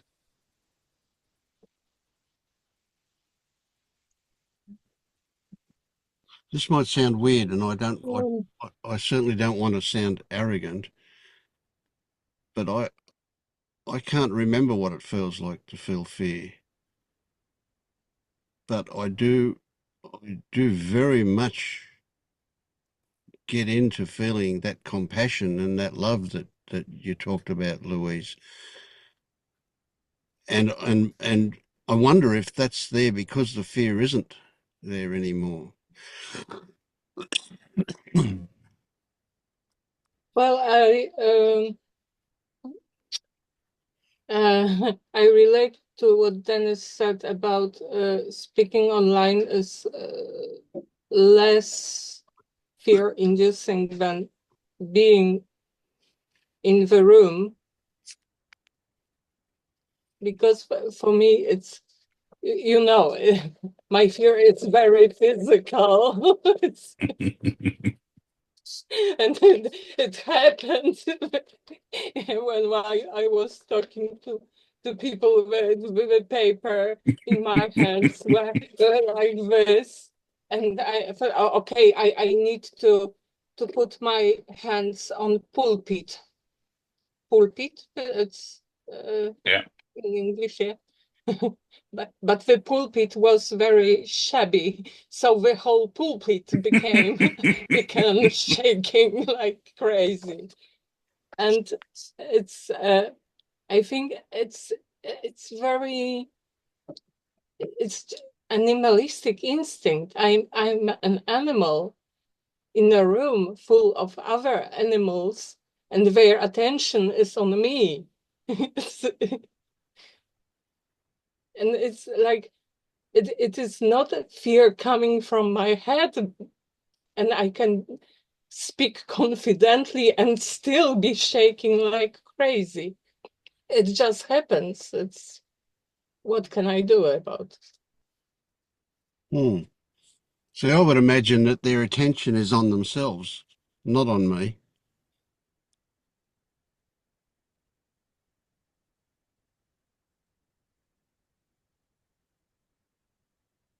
Maybe you Just need to made me wear a realize SpongeBob something. outfit, Dennis. You know, the animal in me doesn't take explanations like this. Hmm. No, yeah, yeah, yeah. Some maybe wear a mask, Louise, some sort of a mask. Yeah. But actually, Bianca made me realize something. Switch it around, because I was being a bit arrogant in my mind, going to ask the audience who here, if they were asked to present about their department, would do it. You know, you might get a few hands, but that wasn't it. But then I was sitting in the audience and I'm judging the presenters, because I observe people. I'm watching people present and how nervous they are and how they reverse back into the wall and how they hide and how they do all these things with their body to just totally distract you from what they're actually saying. And there's an art to presenting to just stay still, slow down, make your points. And so I'm the judgy one. And at the same time, I have compassion and love, and I think the whole thing's playful, and you want to support and help, and I'd always ask good questions and make it, you know, show that I was listening and that they did a presentation and distract from the whole thing if it was a bit of a shit show. So that's why I'm the way I am, because that's how I see the whole thing. Someone else could be just on their phone, not listening. Yeah, thanks very much. That was great. So it's because of the way I am, is the way I then am judging myself.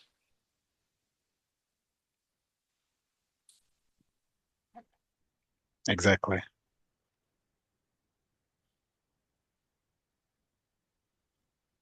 That's okay, isn't it? Because that's how you are because of how things have been. That's exactly how it's supposed to be. Couldn't be any different.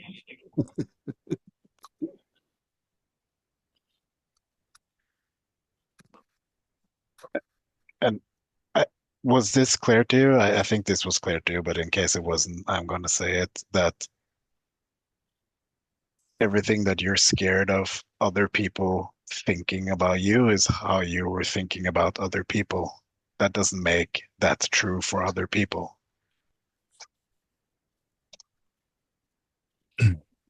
Your imaginings is only based on how you behave yourself, or else you couldn't imagine it. Yeah. So I don't know if that, let's say that gentleman I watched recently reverse nearly out the door and hide and mess up slides and actually half his deck was missing, and he was just standing there, and it was awkward. So he may have been totally cool about that, even though his body was trying to reverse out the door. He may have been just thinking about sausages, and it's me that has the problem. Yes. But this shouldn't be this way. This should not be happening. Oh, now I have to save him by asking good questions. And all this is all me. Very tiring. But this is a profound insight if you really consider it, that, all our fears about being judged and, how people will see us, and like all the thoughts that we have about how other people might see and view us is it's exactly how we are ourselves. It's a direct mirror to back to you how you are to other people. And it has no validity in how other people is what's going on for them when they're watching you.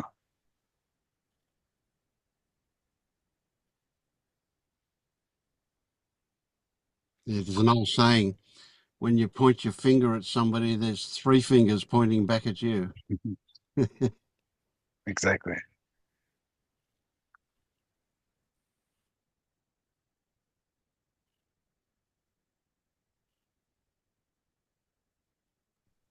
So this is why, just to make it less personal, if you see people gossiping, if it's gossiping people, you can be sure that they are also afraid of people gossiping them, for example.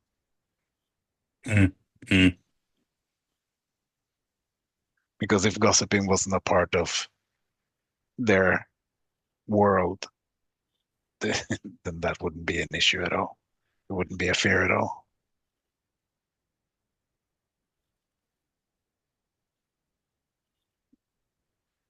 So that's a really interesting one. If you think about it, I just had this story in my head popped up that when you're looking at an audience of 100 people, it's really 100 of you looking back at you.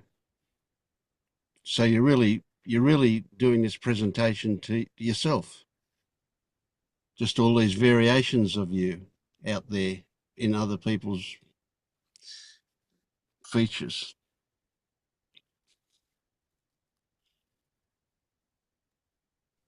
I'm not a big Dr. Phil fan, but this made me think of something that he said years ago, and I wanted to look it up because I always say it wrong. And he would say, "You wouldn't worry so much about what people think of you if you knew how seldom they do." Yeah, I like that. Yeah, I'm just not that important. Yeah, exactly. It's that whole bigging yourself up that I'm important. Nobody gives a shit. Yeah, they're just glad it's not them up there doing it.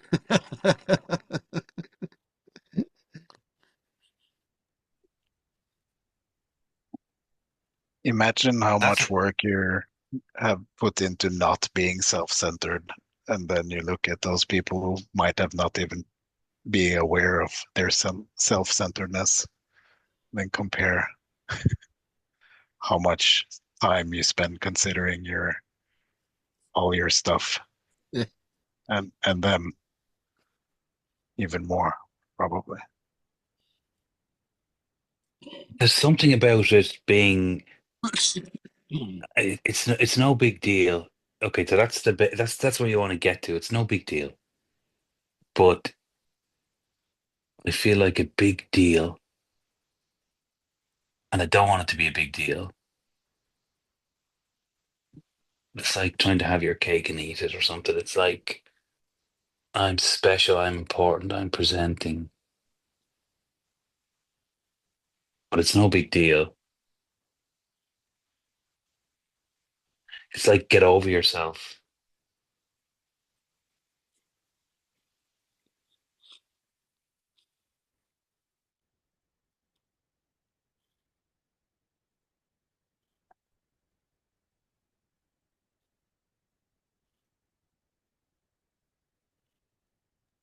But we don't want to get over the fear until we make use of it.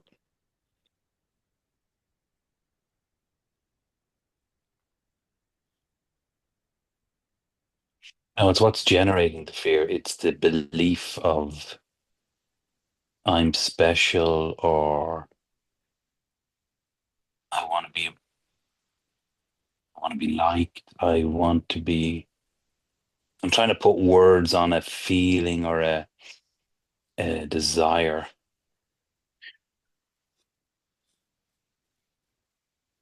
Isn't it about you having an image of someone or something you should look like or be perceived to be, and you're scared of not being able to fit that image? Yeah, that's another way of saying it. I'm trying to live up to my image of myself, to an ideal. Yes. And I've set that image and ideal at a high bar. And it's like, yeah, okay, it's no big deal, but I'm a big deal. It's kind of like there's a gap. I'm trying to get back to no big deal. And I've seen people present and they're well liked and they just say what they have to say and it's no big deal and they're just talking and it's just so natural. And that's what you're looking to get to in your conversation with others. But we bring so much um, expectation or beliefs or stories with it. We carry so much into that interaction that it just makes it much more difficult.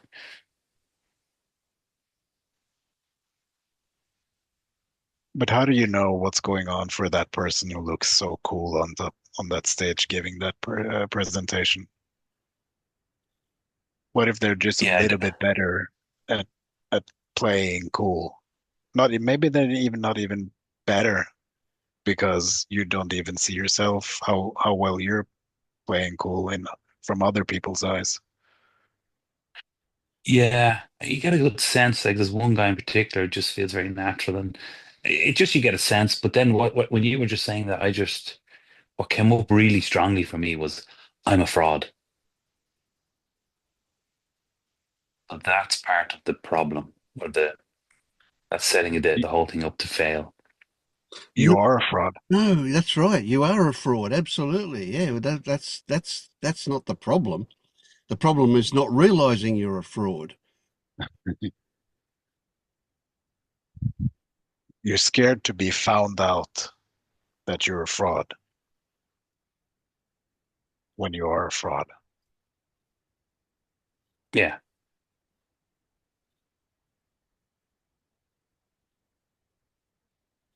That's but kind it's of what not I was, complete though.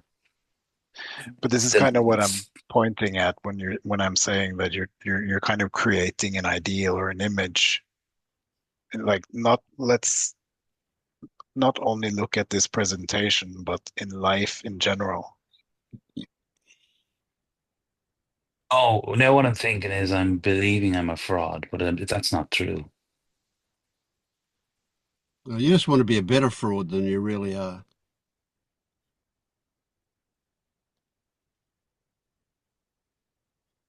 Don't forget, everybody else is a fraud too. Well, only when you believe you're a fraud does everybody else being a fraud give you comfort. But if I can see that the belief I'm a fraud is with me in the presentation, it's scuppering the whole thing. No, the fraud that you are is the fraud that you are everywhere else but the presentation. And when you're in the presentation, you just want to be a better fraud. But Dennis is a fraud. He's he's a bullshit act from the beginning.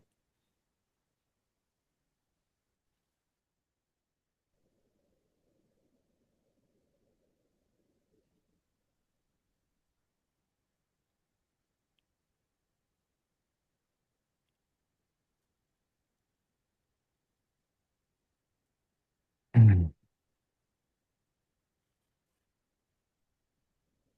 So does that make it easier to get up there and be a different fraud?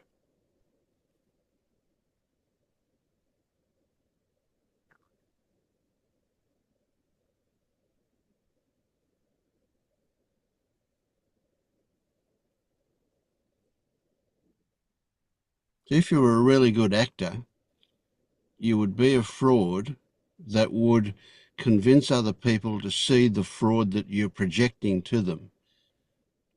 And if you're a shit actor, they wouldn't see the fraud you want them to see. They would see a different fraud. But if you got up there and didn't care at all about how they see you, you're still going to be a fraud. You're just going to be the Dennis fraud, not the Dennis presenting fraud. Well, I don't accept myself, therefore they can never accept me. So I need to Except that accept they don't accept myself. you, no. You need to accept that they don't accept you, that you don't accept you. No, but it's like I can see it's not about them. Forget about them for a minute. It's not about them. It's all going on here. That's what was coming up for me is the rejection of the part of Dennis that comes up that wants to be special or wants to be, and thinking that, I mean, is there a part that thinks, I don't like that part. I don't want that to be there.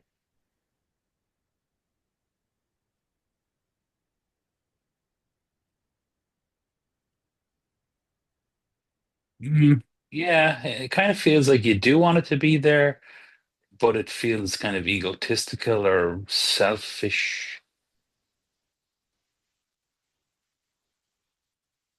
Like, how dare you think you're special?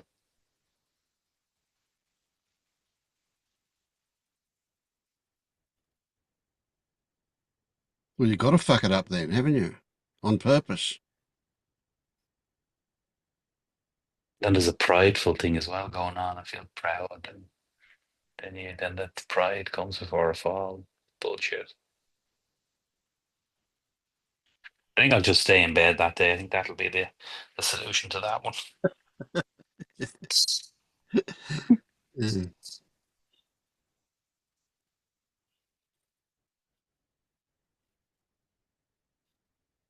Well, we all want to see the video of how it goes.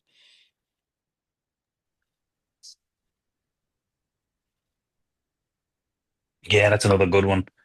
Even I don't know who said watching these back and then watching presentations you do back. I did one. I did something. Oh yeah, I did one actually the other day online. It was a different thing, and it's funny. I didn't class it as a whole big presentation, but that was to as many people, and I just did it online and I recorded. And I was watching a bit myself back, but I find it hard to watch. You're like, who is that person? Yeah, it does seem like somebody else, doesn't it, when you're watching yourself? You really do get the whole everything's just happening autopilot. It's all just trees are rustling, the wind's blowing, this fella's talking, this person's sitting. It's just all. Oh.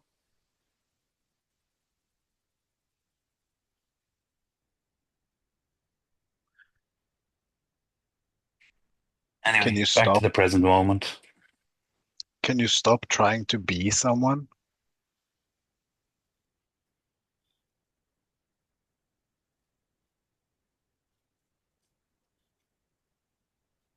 So, to ask it in another way, when you notice that you're trying to be something that feels unnatural to you, can you drop that and just be?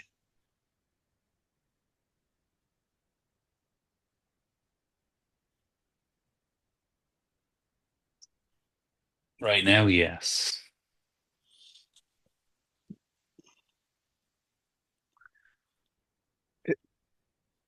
Last meeting we had, or at least that I was at,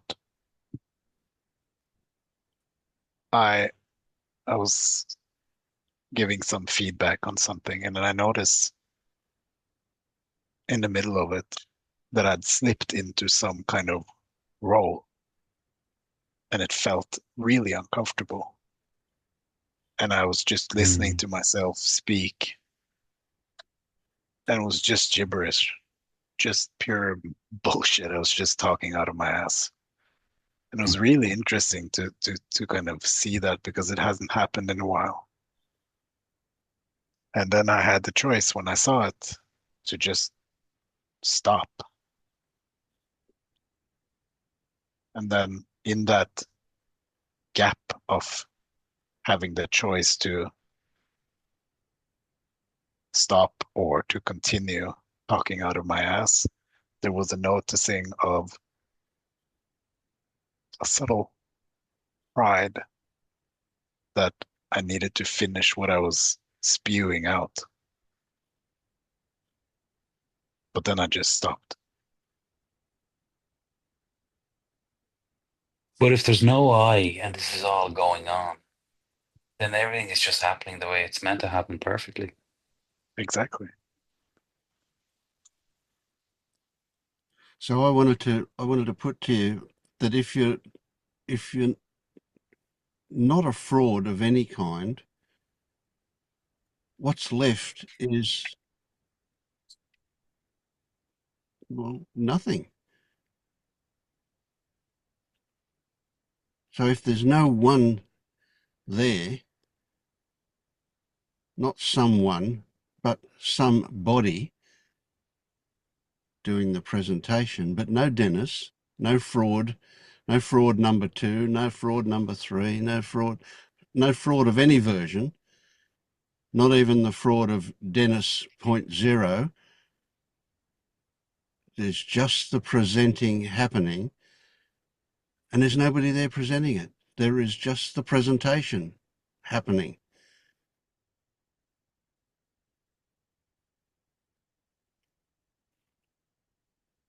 And that's the way it will actually be.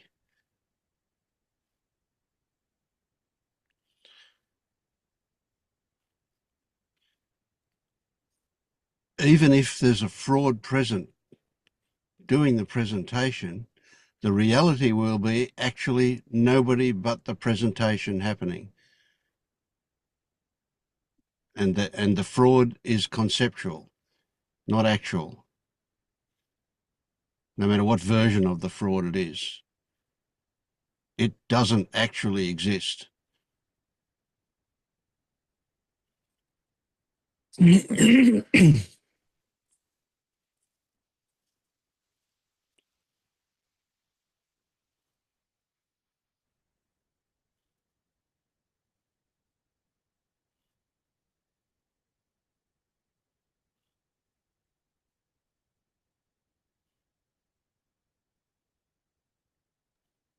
My thoughts sure do like to convince us that we're running the show.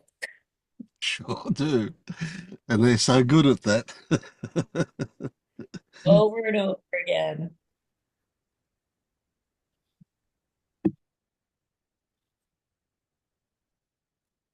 And they actually create the sense of something because they enlist sensations in the magic show.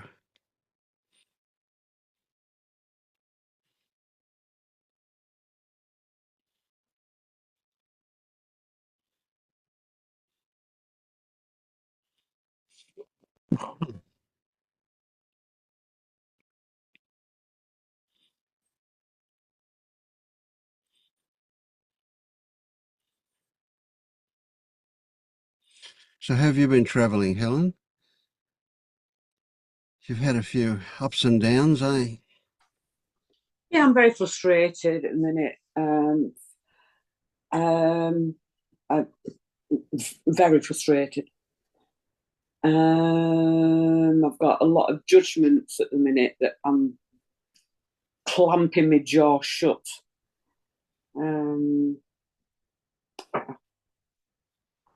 I don't know. It's interesting that, I've heard that before, finger pointing out and just a few fingers pointing back. So I'm just trying to juggle that around, and I know it to be true, but I'm sort of juggling that at this sort of moment.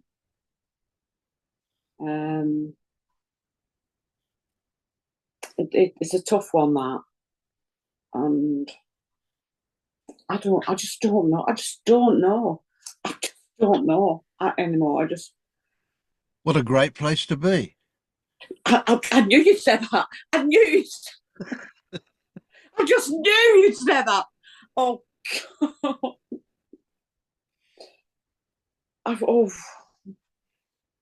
But it's not that sort of just don't know. It's not a giving up sort of just don't know. It's a clinging on.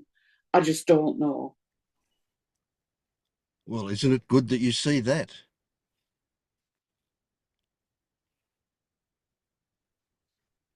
Yeah, it's not a relaxing into.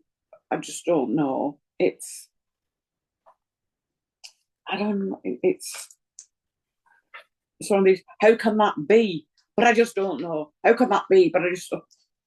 Mm. So yeah. What were your judgments about Helen?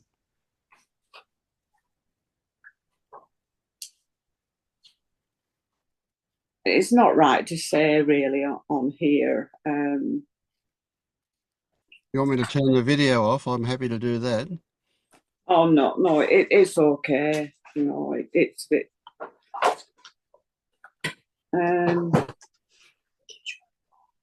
There's sort of. I know it's pointing back at me. Okay. I know I can feel that by I'm not being seen. I think it's something around that. Yep. Something else is being seen more than I'm being seen, and So okay, don't tell us what the judgments are about. Tell us where they come from. What's the feeling in you that where they originate? it's sort of I'm here. I'm almost like don't I matter too? And I've sort of not challenged that, but I've looked at that and then I try and broaden it out and say we all matter too. We all matter. I mean, I had a little spat on a WhatsApp earlier this morning, and it was somebody making comment, and I ended up saying we all matter too. We all have our opinions too. We all have our problems too. It's sort of around that. So if I'm feeling that and I'm judging somebody else for airing their problems, which, like I said, happened on a WhatsApp this morning. She was airing her opinions on something that she felt was wrong. And I'd sort of come back with, if we all feel that too, but we don't say it or we don't air it. We manfully carry on with and deal with them without dragging other people into it. So I'm trying to think, well, hold on, why am I reacting to that? And it is about. Yeah. So say that now, just what you would say to them, but say it to yourself. Say it to Helen. What I wanted to say to the group. Yeah, what you're saying to Helen is that you're dragging somebody else into this.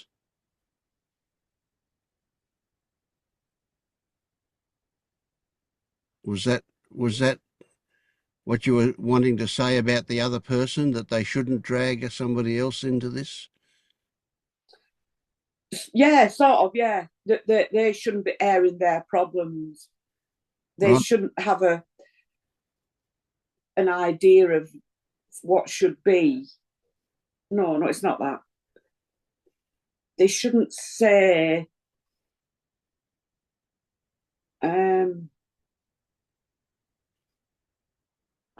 don't know. How I've You seen don't it just is say what they shouldn't say. You just say something rather than worry about the content. They shouldn't say something. So the important thing is they shouldn't say. Right? Now, if you say that to Helen shouldn't say. What happens? it's more Helen shouldn't think. Helen shouldn't think like that. Right. They're entitled to be saying what they're saying, so I shouldn't make that judgment.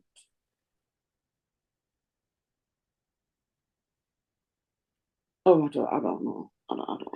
So you're saying you're not judging them, you're judging yourself. Is that what you're I saying? think that's, I think that turns around and I'm judging myself for judging others and for, yeah. So when you want to tell them not to judge others, you really want to tell yourself not to judge others. Yeah. And you feel some pain when you realize that you are judging some others. Oh yeah. There's all pain around that. Yeah. Yeah, because it's a disturbance. It's a disturbance when, you know, that could be just seen to be a happening or a thing that's happening, whereas I'm really reacting to it. So yeah, there's pain.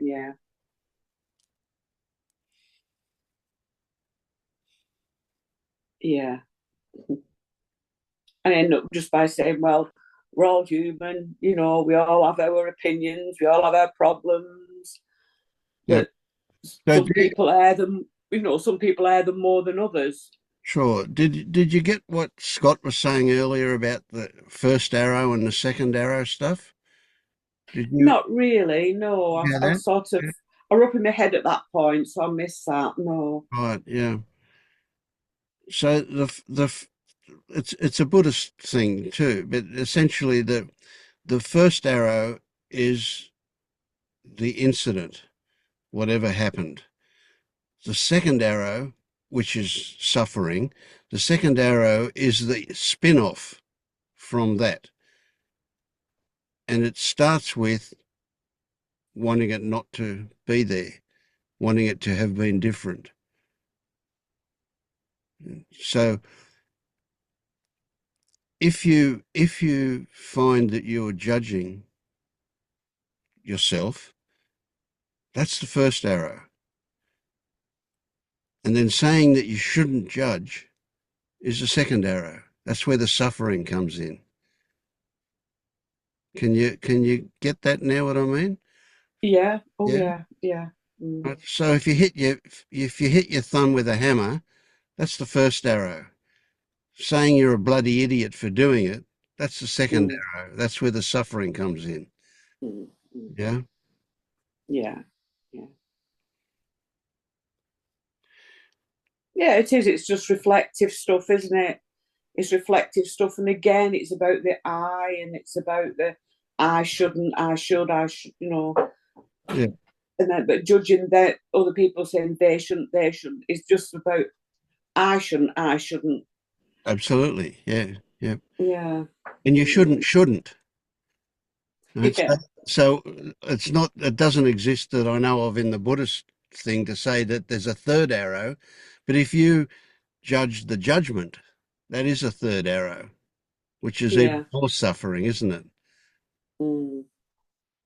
So the trick is, and the way the possible, how can I put it, progress, the evolution out of that kind of way of being is not to judge the fact that you judged, but rather to simply recognize the fact that you judged and recognize it with the body. Now that sounds crazy, but we got to recognize it more than just intellectually. We've got to grok the recognition that we judged. We've got to feel the connection to it. The emotional aspect to the fact that we did it.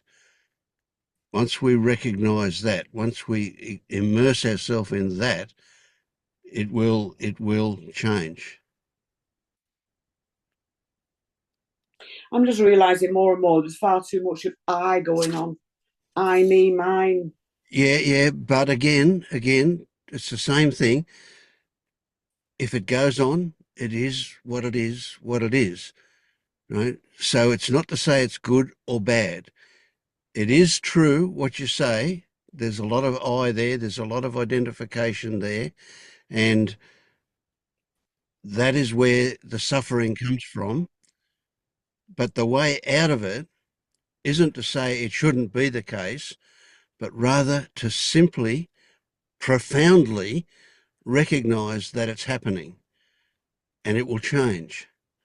So you see, there's a leap there from recognizing that if I just recognize it, I trust that that will change it. Okay. And it will. It will. Okay. There's huge power in that recognition if it's more than just a mental recognition. If you can feel forgiveness, if you can feel a profound appreciation for the fact that you saw it, it will change. You see, what I don't understand is when other people speak on here and I'm thinking, I'm recognizing that there's some eye stuff going on. Mm-hmm. Why do you never point that out? Is that never? No, you're right. It is always the case. Always the case. Right. Right. But me saying it isn't going to Right. change anything. It has to be seen by, and it has to be seen not just intellectually, it has to be seen at an appreciation level, Right.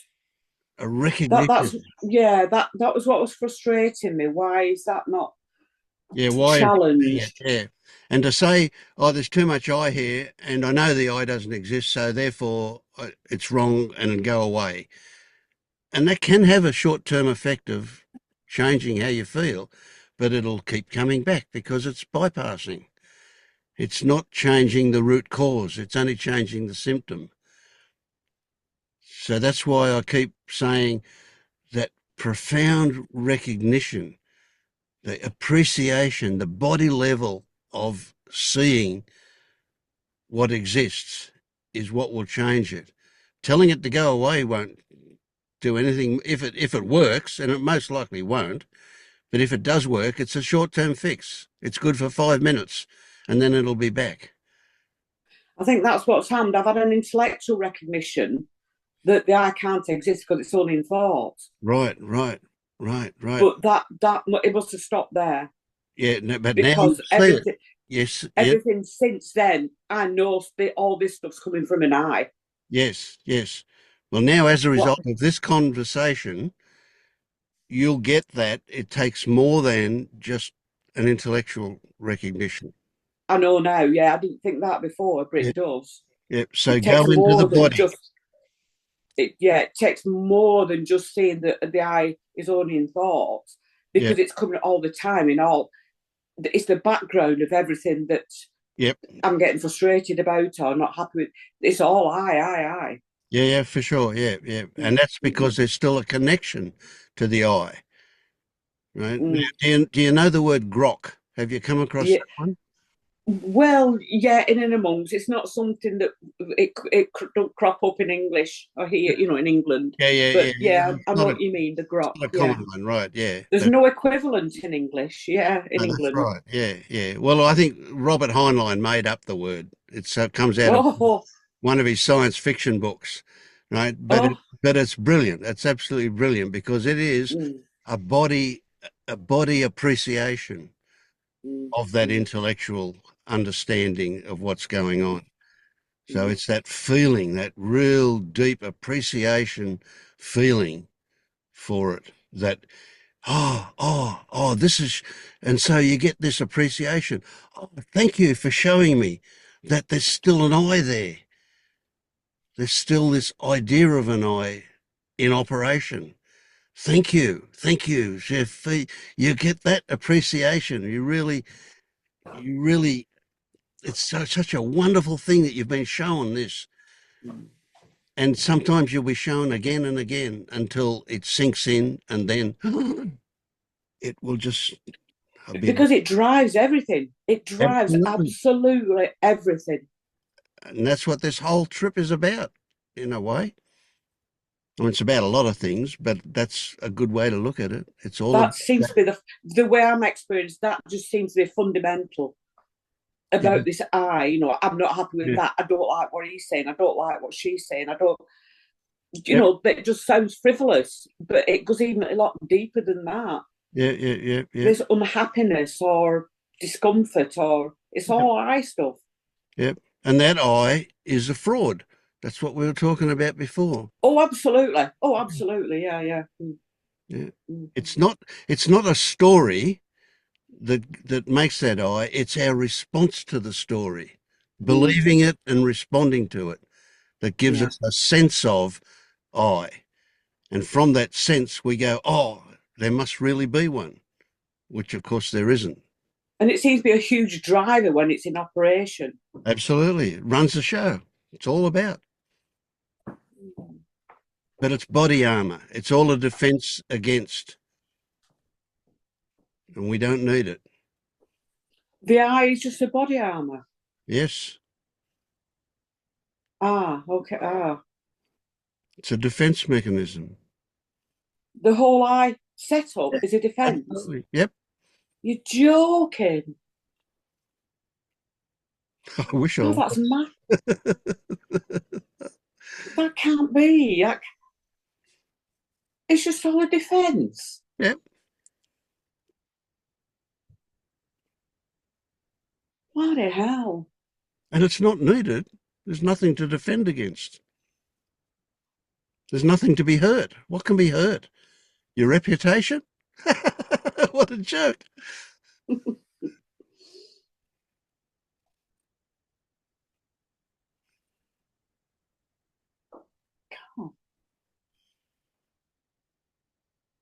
And yet we're watching half the world disintegrate at the moment just because of that. Isn't that crazy? Yeah. Yeah. Yeah.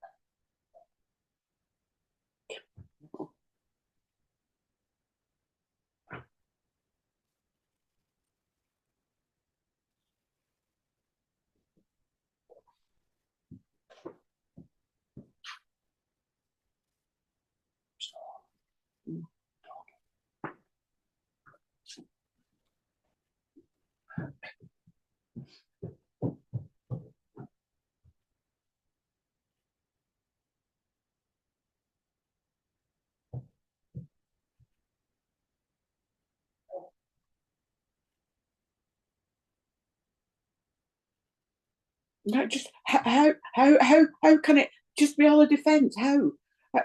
Why? How?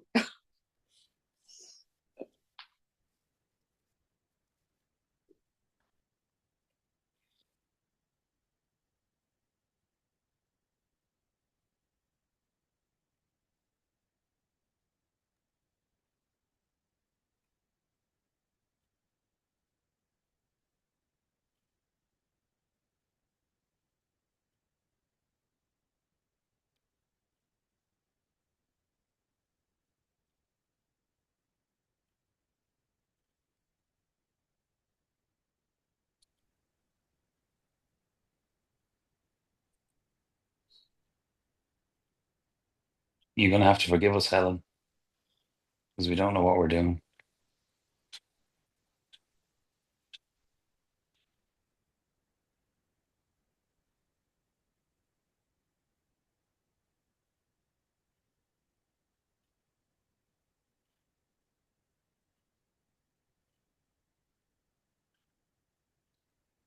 I'm just brought up short. Yeah. It's a mind boggle, isn't it? I mean, I know I'm defensive. I know, and I know, and I've seen that the whole setup is some sort of defence I have, and I recognise it in everybody that speaks, because I can also feel it, so it must be in me. But the whole of the eye, it's a defence. That's everything. That's just everything. Yep. Everything is a defence. Everything that we know of as being a person, yes. Yeah, the personal that affects me, affects all of that is. Yep.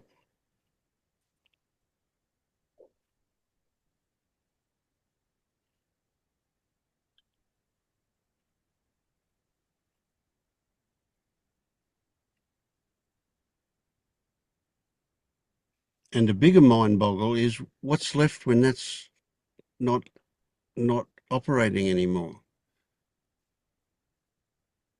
Yeah. What's left? Well, everything. Or nothing, same thing. But I'm not meaning to speak in riddles like that.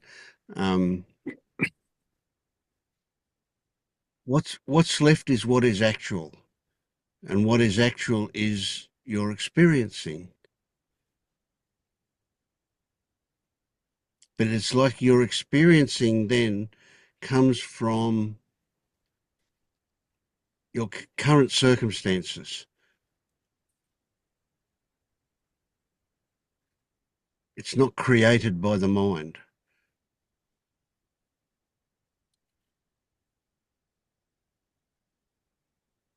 No, yeah, I can see that, but the current circumstances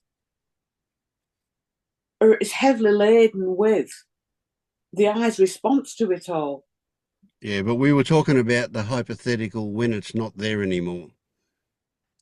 Yeah, but I just can't imagine that. No, I know you can't. So don't even try, because you can't. You can only imagine what you've experienced, and until you experience it, it's unimaginable. That's it. It's easy, simple. So don't even try. But what you can recognize is that when it's gone, you'll be free. You heard the word liberated. That's it. You're free. You're no longer shackled or bound.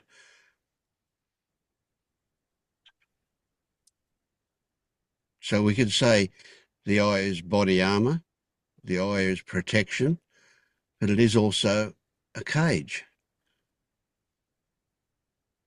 And a cage can keep you safe, or it can confine you.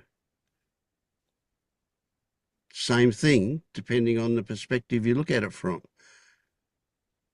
But it doesn't really keep you safe. It just No. keeps you in this real heady fear.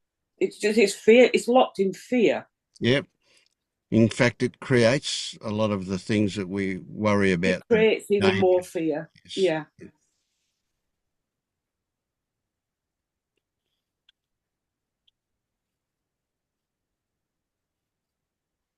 I'm sort of angry if that's the case, really angry. Well, you'll probably go through lots of different emotions, because that hit you, didn't it? When your reaction to that was like you got smacked in the mouth. It really hit you, right? Yeah, because it just couldn't be. I thought, that just can't be. It just can't be all armor. It just can't be. Yeah, well, it is. So, but now I'm angry. If that don't is believe it. me. Yeah, well, of course you've got a right to be angry. What, you've wasted a whole fucking lifetime with it, haven't you? You know? Yeah, yeah, and fearful, living in proper fear. Yeah, like it's been talked before. Yeah. Yeah, and that fear is the monster under the bed. That's what the armor's protecting you from. And it doesn't exist. There's nothing there. Just Bloody hell. yeah. But there's integration now. This is a big thing, you know. You let it sink in, play with it, fight it, go against it. I am. I'm really angry. Really angry. Call it a lie, but examine it. And every time, I mean, thoughts, it just can't be. It just can't be. well, you can see when the I comes into play. You've seen that because you said I is so much of, yeah. Now, every time it comes into play, ask yourself, is there protection going on? Is there defense going on? Am I armoring against something? Right? Ask yourself that, and you'll see. Oh, I know it's an armor. Yeah. But I didn't know the whole of it were. I thought it would protect myself nicely with certain thoughts and certain pushing things away. Right? You thought there was something to protect, eh? Yeah. Oh, yeah. There isn't. There's nothing there. Absolutely That nothing. makes me so angry. That makes me so angry. There's nothing to protect.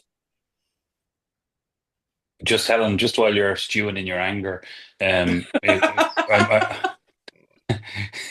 Shanti comes to mind. He said if you go to war with the eye, you'll be at war forever. So it's just to watch that, not to just go to war with it, because that's another trick. Yeah, I'm sure it. Yeah, I'm sure it would be. Yeah.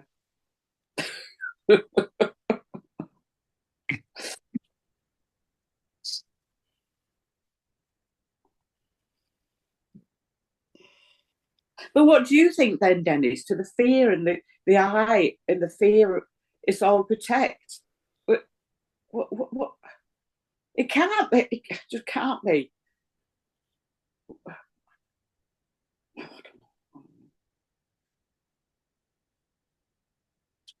Well, when you're living it now, like as you've been talking, right the way through your talking, I felt the same thing. Like, so it's shocking. Yeah, it is. But right through your conversation, like I was thinking about me eyeing and Maya eyeing, and we're all eyeing, and then you're going through your own bit of eyeing, and all the way along, I could sense just anger and frustration underneath what you were expressing. Like, so it's back to what Marius would say, just to get back in touch with how we're feeling.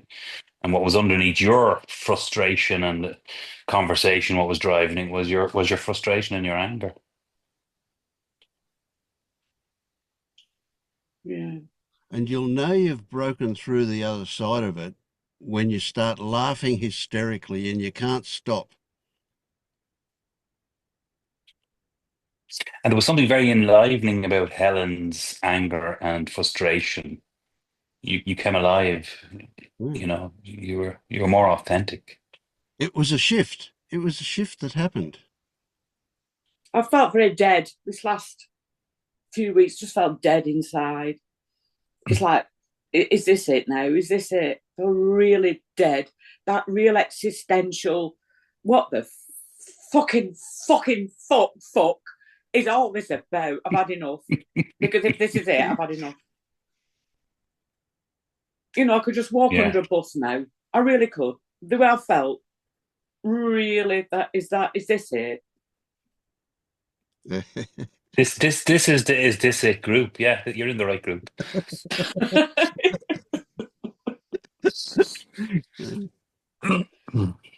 Yeah.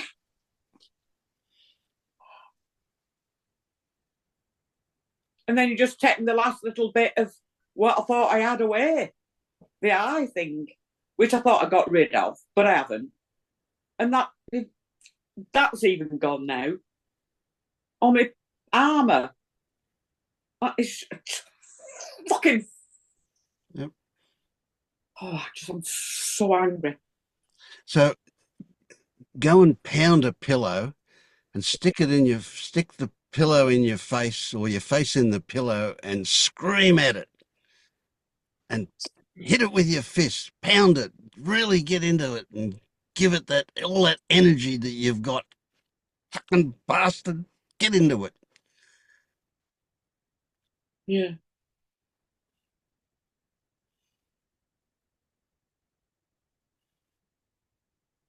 Yeah, I realise I've got a lot of anger. Yeah. Mm. But don't push it down. Get it out. No. Mm.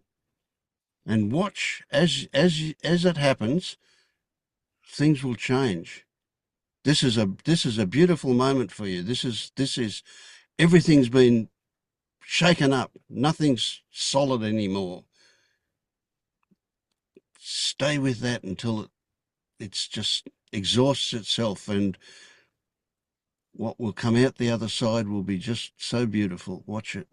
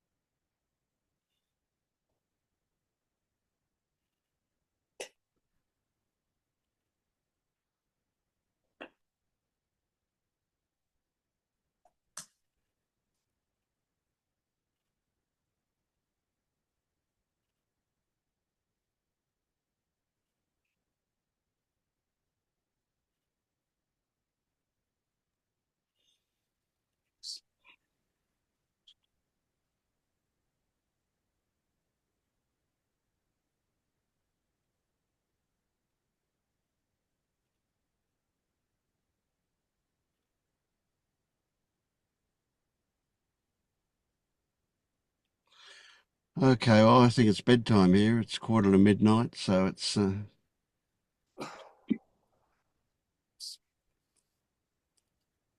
yeah. Good night. Good morning, everyone. Thank you, everybody. See you next time. Thank you, thank you, Bye-bye. thank you, thank you, thank you.